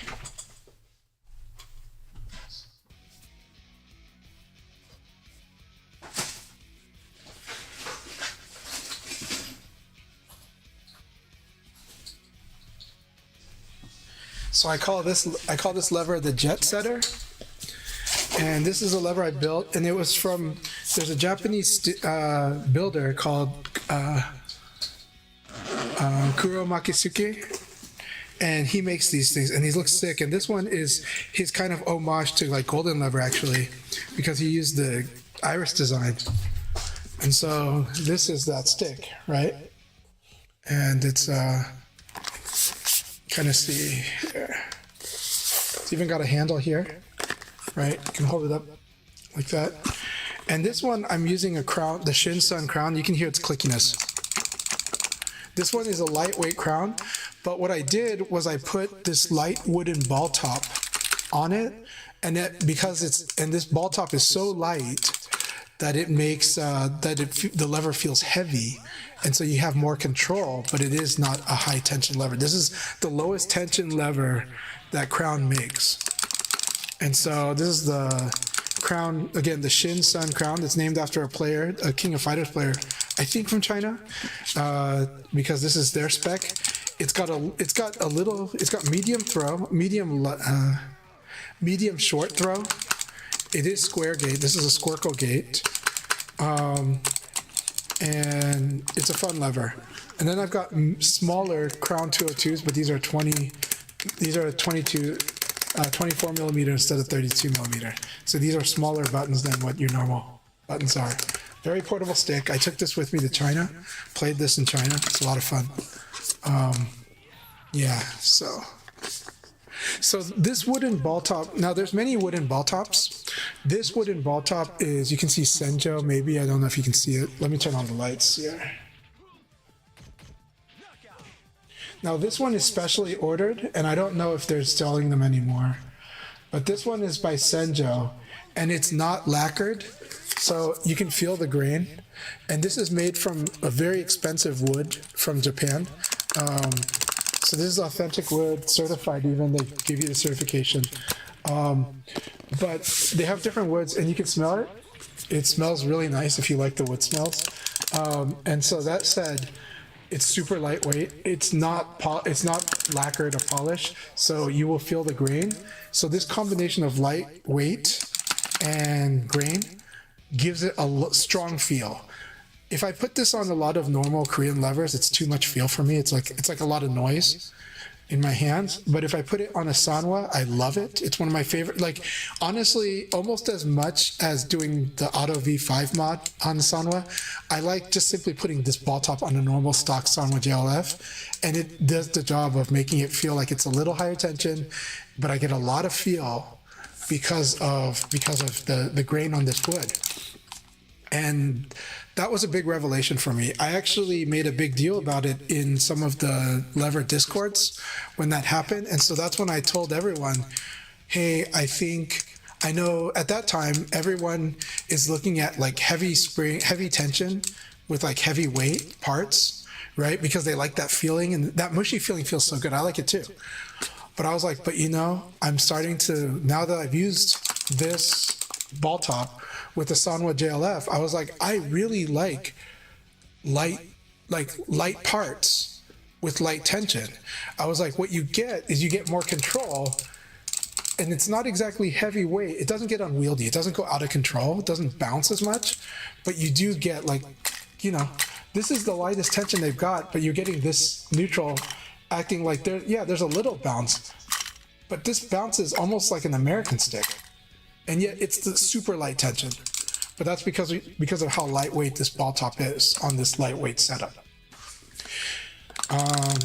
So later on, maybe about 9 months to a year later, more and more makers, including Golden Lever, Crown, and also in the community, Buttercade started releasing lightweight ball tops. Buttercade has awesome lightweight ball tops. I use it on this one too sometimes, which is basically it's 3D printed and it's hollow, but it's got a nice feel to it. Because it's got like lots of holes, but it feels cool. And Nth makes a similar, right? So Nth has a specially designed one that they do, and I have that too. So I like light components actually. I was like, this is what leads to a lot of control. And I like that way. Now, it still might be too light for Guibert, but I really like that combo. Setsuna Akira also does that too. They have a Senjo ball top as well. The Senjo is very expensive. And other ball tops are usually made to feel like a normal weight. So the Brook fighting ball, and the Crown wooden ball top, I have those too. Those ones have more of a standard weight to them, and they have a lacquered feel. The Senjos are the ones that don't, but you can accomplish similar results by buying, like, if Buttercade has them up for sale, Buttercade's like lightweight handles. Now that said, if you're the type of person that squeezes and destroys things, you'll probably squeeze and destroy the Buttercade one. You shouldn't, you don't want to do that. That's not for you then. But it is still sturdy. It's very strong, but I can imagine certain players crushing it, right, with that hollow design. But it's really good. It feels great. So I really encourage people to try lightweight, light tension, and then adjust from there. They can go from lightweight to medium tension, and they might get the results they're looking for. But the sense is that you feel like you have a snappier neutral, more stability, less bounce. When you go heavyweight on both the heavy tension and the heavy weight, you do get you get kind of a swing force action going on. And that swing force is fun. Like, it's a lot of fun. So I'm not, some people are all for that. But I found, for me, the best control was kind of like that.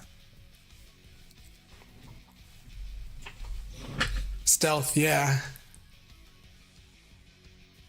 Man, yeah. A lot of people love the idea of wood sticks. There's a lot of good wood sticks. So if you want to look for inspiration, there's a lot of really good wooden fight sticks out there. And it's definitely cool if you make one yourself. Sometime I'll have to show you the one I have from Bueno Woodworking. Bueno Woodworking is really cool. He worked with Arcade Shock to help build their displays.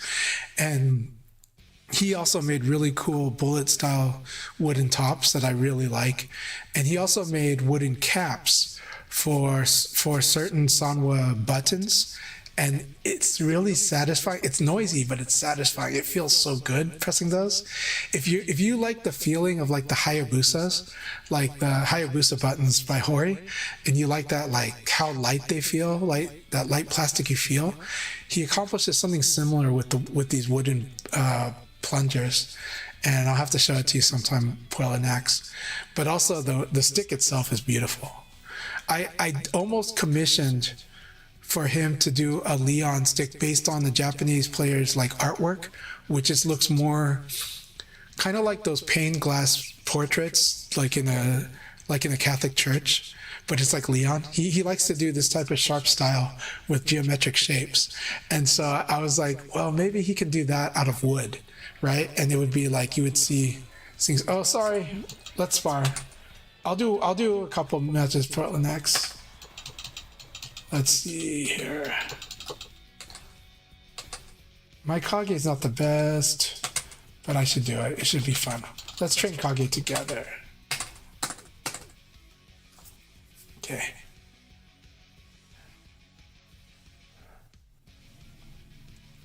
Yeah. That said, Portland X, if you want to know maybe the most beautiful wooden sticks I've ever seen, this person is kind of controversial because of politics, but I don't worry about politics. You know, I respect you, whatever your politics are. As long as we can talk as people, I'll be okay. But that said, the Faux Hammer. Faux Hammer is a guy in Colorado, and he makes some of the most gorgeous fight sticks I've ever seen. You can tell his inspiration. He's a guy who probably likes motorcycles and likes guitars, likes that type of Americana. And so Faux Hammer makes these gorgeous wooden fight sticks. These are like, I mean, that to me is like the aspirational fight sticks. Yeah, okay, so you did get to see it, right? Yeah, so you saw his page, it's epic. So I'm glad you like it. I was like, yeah, I have a feeling that that you would like his fight sticks, you know, and I love them. I'm like, I want a Faux Hammer. It's hard to get it because he basically auctions them from his Instagram, but I'm like, and right now I'm not in the market for fight sticks because I'm on tighter budgets these days. But it's like, oh man, I would love to get a Faux Hammer fight stick. That would be amazing, you know. That said, because you're a fan of the older era, I don't know if you've ever seen this stick here. The octopus stick. The octopus stick is for fans of the Dreamcast era. Shoot. So for fans of the Dreamcast era, this is the octopus stick. You can kind of see that Dreamcast aesthetic. It does have a built-in VMU. It does have built-in compatibility with many systems as long as you plug in the proper cable for it. So you can play it on Dreamcast or PlayStation 2. But these ones are, it's heavy as hell and it's huge. It is a Sanwa, but you can change it. But it does have this built-in VMU. Now, the only thing I'm a bit like not as cool on is that he used like speak and spell type of buttons for the function buttons. I don't like that because, you know, they're like, I'm worried that they'll peel eventually, but also like how much you have to push them in because it's like a membrane button. But this thing is awesome though. If you love your Dreamcast era, this is like the Dreamcast stick and it works for everything. And it's got tournament features too, but this one is really awesome. The octopus stick, pre-ordered this years ago, finally got it last year, and it's awesome. It is heavy as hell. It's really, really good. Yeah. So I am a collector on sticks, but right now the collecting's on pause, and you know I need to budget for family and everything. But I have more than a lifetime's worth of stick to keep me happy. So, you know. But if you want to try something, I haven't been able to come out, but if I do, sometime I'll try to bring it for you, and I don't mind lending it to you. I know where you work, so you know. But I don't mind lending some parts to you and try stuff out because it would put used to it, and putting used to it's better than just hoarding it, right? So,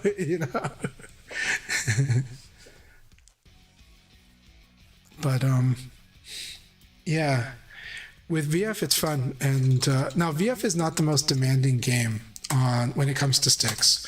So it was built around the Sanwa, and that's why Sanwa is most recommended. But finding the right stick for you that matches your preferences and your needs can definitely improve your performance. And in this era where it's PC gaming and console gaming, it does mean that fighting gaming is personal gaming. It's no longer we're going out to the arcade and playing there. But I love going out to the arcade and playing. So I am still able to play at the arcade. I do play on Sanwa every now and then. Do I perform better on my personal stick? I do. But I also perform great on a Sanwa, and you just give me about like 40 minutes and I'll be really great. Give me 15 minutes, I'll be okay. Give me 45 minutes, I'll be in sync with it. And when it comes to VF, I'll know what I need to start doing with it. And I know people that they've so mastered the Sanwa that even if you gave them something that quote unquote performs better, they would perform worse because their muscle memory is just locked in and they've mastered the Sanwa. So if you've mastered the Sanwa, why do you need to force yourself to master something else that is even less common and more expensive, right? But and so this is something that the Japanese community is dealing with, is they're also used to Sanwa, the feel of a Sanwa JLF, that like it's very weird, and now they're able to kind of start looking at different controllers, and it's more likely to push them to go extreme. So it's more likely to push them towards leverless as opposed to switching lever, Hey, Enfeng, so good to see you. How are you doing? Just doing some chat right now, watching some VFTV, but I am going to go soon. But I had a wonderful time tonight. We did some training. It was good. Yeah, foosball. Foosball's a big one. By the way, speaking of that, this is a tangent. I took my son and his friend to Next Level Pinball Museum this past weekend, and they had amazing battles on the hockey machine, on the hockey game. That physical hockey game is really good. Those things are high maintenance, I think, because I've seen them break so many times at other places. But I also love that Next Level Pinball always, they have a full staff maintaining how good everything's in, because they do resell. So they do the whole sell and buy sell trade. It's pretty amazing. Now I'm happy that in Portland we have a lot of good retro arcades and pinball arcades. So so I do want to encourage people to support all of them. But Next Level is truly amazing. I mean, yes, would I prefer Japanese candy cabinets and music games? Yeah, I would prefer that. But I really do love Next Level Pinball Arcade or Pinball Museum. It's amazing what they do there. I am glad that they're using the museum model, so that it's more about it's a tax write-off, and that they have staff there. But they did have to raise the price because everything's more expensive now. And I'm sure that electricity bill is expensive because of how well they keep that place with good cooling. It never smells bad in that place because it's good cooling, always clean. The air conditioning is on in every section of that building. And so that place just never smells bad, and it's always clean, and the machines are always in good working order. And when you tell them that something's broken, they will put a sign on it and they will take it to the back and then work on it. I've seen that happen many times, and so they're on top of it. So you almost never see a broken machine, only for like less than half an hour. That said, of course, speaking of Enfeng being in the chat, Akihabara Arcade is a place I want to go to. That is definitely my style, right? I definitely want a candy cabinet place, and Akihabara, Colorado has it, So Colorado has it, but Next Level Pinball Arcade is really amazing. It does cost more now. The price has been raised to about $33, I think. I think it's about $33 admission. However, you can come in and out all day.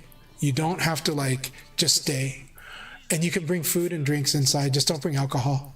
but you can bring food and drinks inside because it's not a restaurant, it's not a bar, it is a museum. And by doing the museum model, it's mostly aiming for the tax write-off because and the buy-sell trade aspect of the pinball machines, but this guy is showing off his collection and his museum, basically.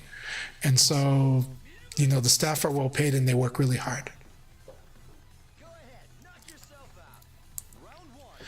You know, no, truly, Akihabara Arcade is definitely like super, like one of the highest on my list of places to go in America.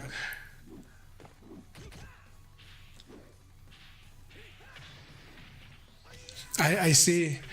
Oh, take good care of yourself, and it's good to manage your cope. I understand. Bring out. Yeah. Well, we are in an amazing city for pinball, aren't we? I love the selection of pinball machines at Next Level. I love all the Stern machines. I personally do like the Stern pinball machines, but I'm not hardcore, and I know those machines are hardcore. And I'm not aiming to get a high score on them, but I really do enjoy them, even though they're overcomplicated.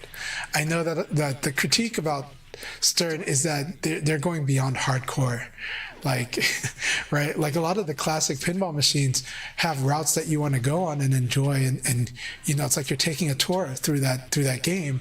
But when you play on the modern Stern pinball machine, it's really like if you're trying to high score this thing, there's just so many scoring routes that it's overwhelming if you actually tried to study it.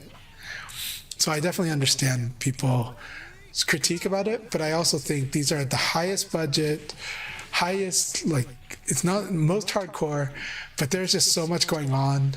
But I feel it, but I like it. I like that it's that, and then I think they're beautiful aesthetically, right? But I also love how organized things are at Next Level Pinball, because you've got the section that's got the Gottlieb, you've got different generations of William and Bally Midway's pinball machines, and you even got the pinball machines that are not the hardcore favorites, the mainstream ones, right? I forgot the name of the company that does a lot of like the licensed property ones now. And so their pinballs are like a little too easy to play. And so they can get boring pretty fast for someone trying to go for score, because you're just like, man, I'm still on this credit. But they're fun for people that are just wanting to just enjoy the feeling of playing pinball. It's something that my son enjoys playing on them. So yeah. Yeah, I think it's the Jersey Jacks. I think you're right, Pickle Friction. I think, yeah, Jersey Jacks is the one that's just more like for the people that like to collect on the aesthetic. I think they're really beautiful pinball machines. But as far as like the play goes, you know, they might hold like a hardcore pinballer interest less, or a gamer like me who's not exactly a hardcore pinballer but is trying to play like hardcore, then because I found myself getting bored on the Jersey Jacks too. I found myself going, it was fun at first, but now I've seen enough. You know, and now I'm ready to go back to the Stern machine. You know, let me try to actually unlock that mode on the Stern machine. It's so hard. You know, so yeah.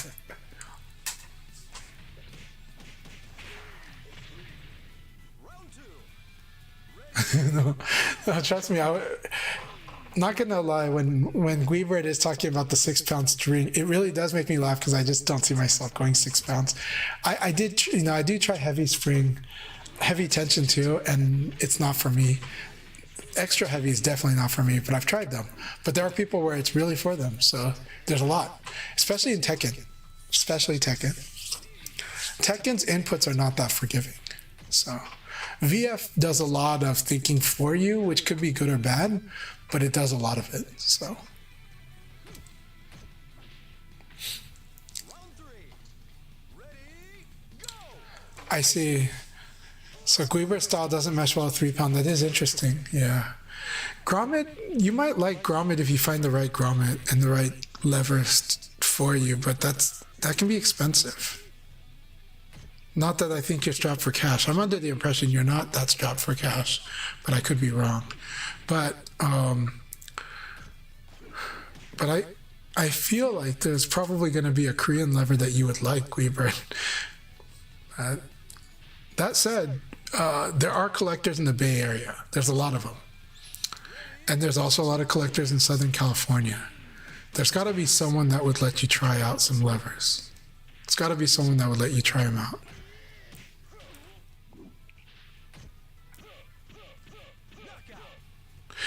Yeah, that can be kind of adjusted. Now, in Golden Lever's case, what it is so with Golden Lever, you see how they have different shaft sizes?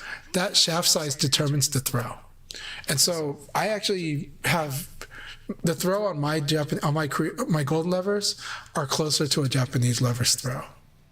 It's closer to the Sangwa throw. So you can do that. You can totally do that.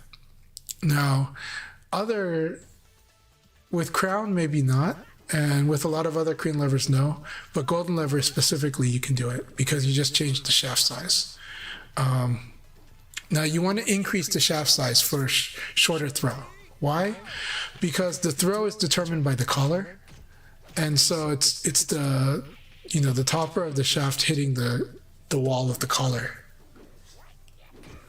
So you want a thicker shaft to get that. And then you can adjust the switch spacing to make sure that you're nailing it. Because also, if you go shorter throw, which means larger shaft size, sounding so innuendo here, the actuator, you want to use a larger actuator. Why? Because your lever is moving less, so the actuator is what clicks the micro switch. So now, if you're moving less and you're using a small actuator, it's not clicking, right? So you need to increase the size of the actuator to match that. And then now the actuator is hitting the micro switches. And so Golden Lever lets you totally tune this. Now, I don't know I don't know who in the Bay Area has a collection of Golden Lever parts. I know that there are people, though. I'm sure that if I ask around, I can find someone, and they could probably help you try stuff out, maybe, because that's what I try to do in my local scene. But yeah, it is pretty awesome because that's why I love Golden Lever. My whole video on Golden Lever is to explain how customizable that thing is. But the newer design's about to come out, and the newer design is really cool because the newer design allows you to do some maintenance without completely unscrewing the whole thing apart. You'll be able to change the grommet without unmounting the lever.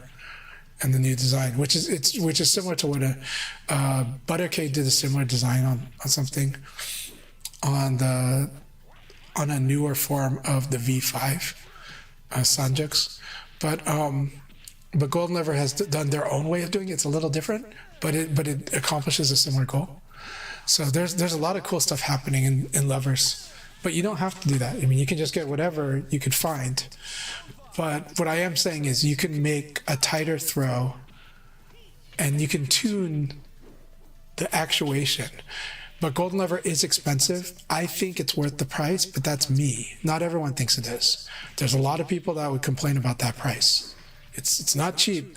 This is somebody who is honestly trying to make a living doing this, and it is a boutique product because it doesn't have, 50,000 people for demand. It can't count on selling 50,000 units. So it can't tell the factory, I'm going to make 50,000 of these parts. He actually has the machines himself in probably his backyard is where the warehouse is, where he's actually where him and a family member and a couple staff are building these things to order, or not to order. They're building them in bulks with an anticipation of order. But he's making these himself. And I know that he just invested in new machinery just this past month. So yeah, so it's very boutique, and that's why the price is high, right? And because he does want to make a living doing this, he wants to be able to do this for as long as possible. And so the price, I think, is correct for that. Yeah. I see. So you're on the Auto V5 on the Hayabusa. Yeah, if it's not I mean, it could be, right? I still love the Auto, but I still think it's one of the best. But I also, but for you, it sounds like you have very particular needs. And I can also tell you that Golden Levers, There are people that do bulk orders together of golden lever to kind of lower the shipping costs. And so I can connect you with those if you ever were interested, but it's better to try it out first. You know, in the past, I would tell you that I would buy it off your hands if you didn't like it. I can't promise that anymore. I can't budget that anymore, but I used to. And so I would have definitely give you the same offer where it's like, if you don't like it, I'll buy it off your hands, you know? And so, because I used to resell a lot of parts and help people find the build that was right for them, you know, just as a fan of the stuff. But yeah. That said, but I definitely am a big fan of golden lever, and you can tell. But I'm also very honest about it too.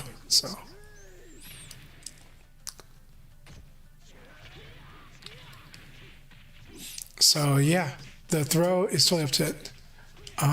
The throw is up to the lever's build, and so for golden lever you can customize the throw, and you can customize the actuation, both. That's huge. No problem. If it's beyond you, it makes sense. That's no problem. Now, the downside to the Shinsun lever that I mentioned is that the Shinsun is both light tension, which is not to your preference, and the Shinsun might have a larger throw than you like. And most crown levers are going to have more throw than you like. I like the throw on the Shinsun, but it does feel different for people coming from Sanwa. They're like, this is kind of big for me, you know. So that does make it tough. That makes it really tough.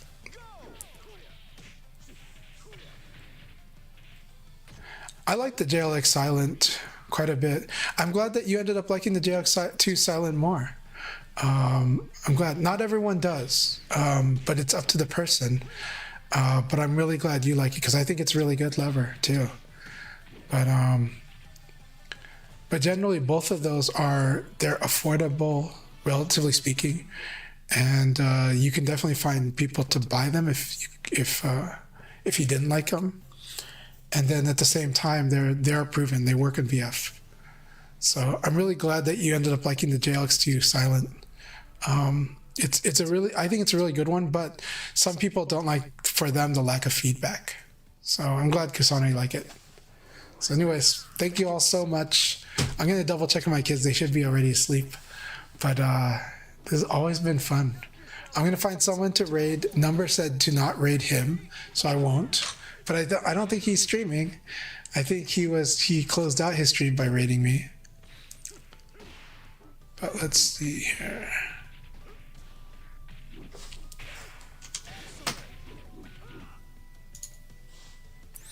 I always enjoy talking about levers as well as VF, so. But don't get me started on Persona 5X because I'll probably go off on that too, because I really love that game. So, let's see here.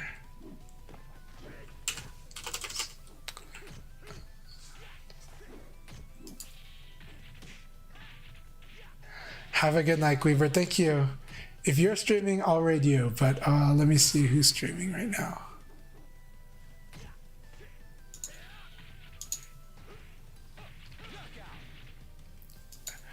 LD Wales is doing Neo 3 though, so that he's on the priority list, but that lowers the priority. But Neo 3 is a pretty cool game. It's a really cool game.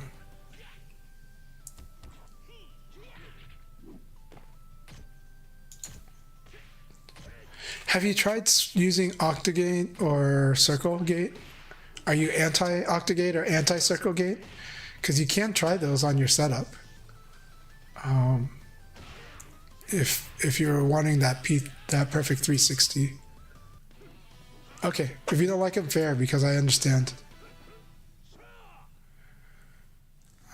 I might send it to James Chen. Because he is talking about 2xKO, but let me see who's on Virtual Fighter first. Baba is streaming. Hell yeah. Let's see what he's doing. What is Baba doing? Baba is playing with Japanese, or Toto Kobashi Taro. And they're playing Akira. All right, let's raid Baba Ba. Please follow Baba Ba and say hi, okay? All right.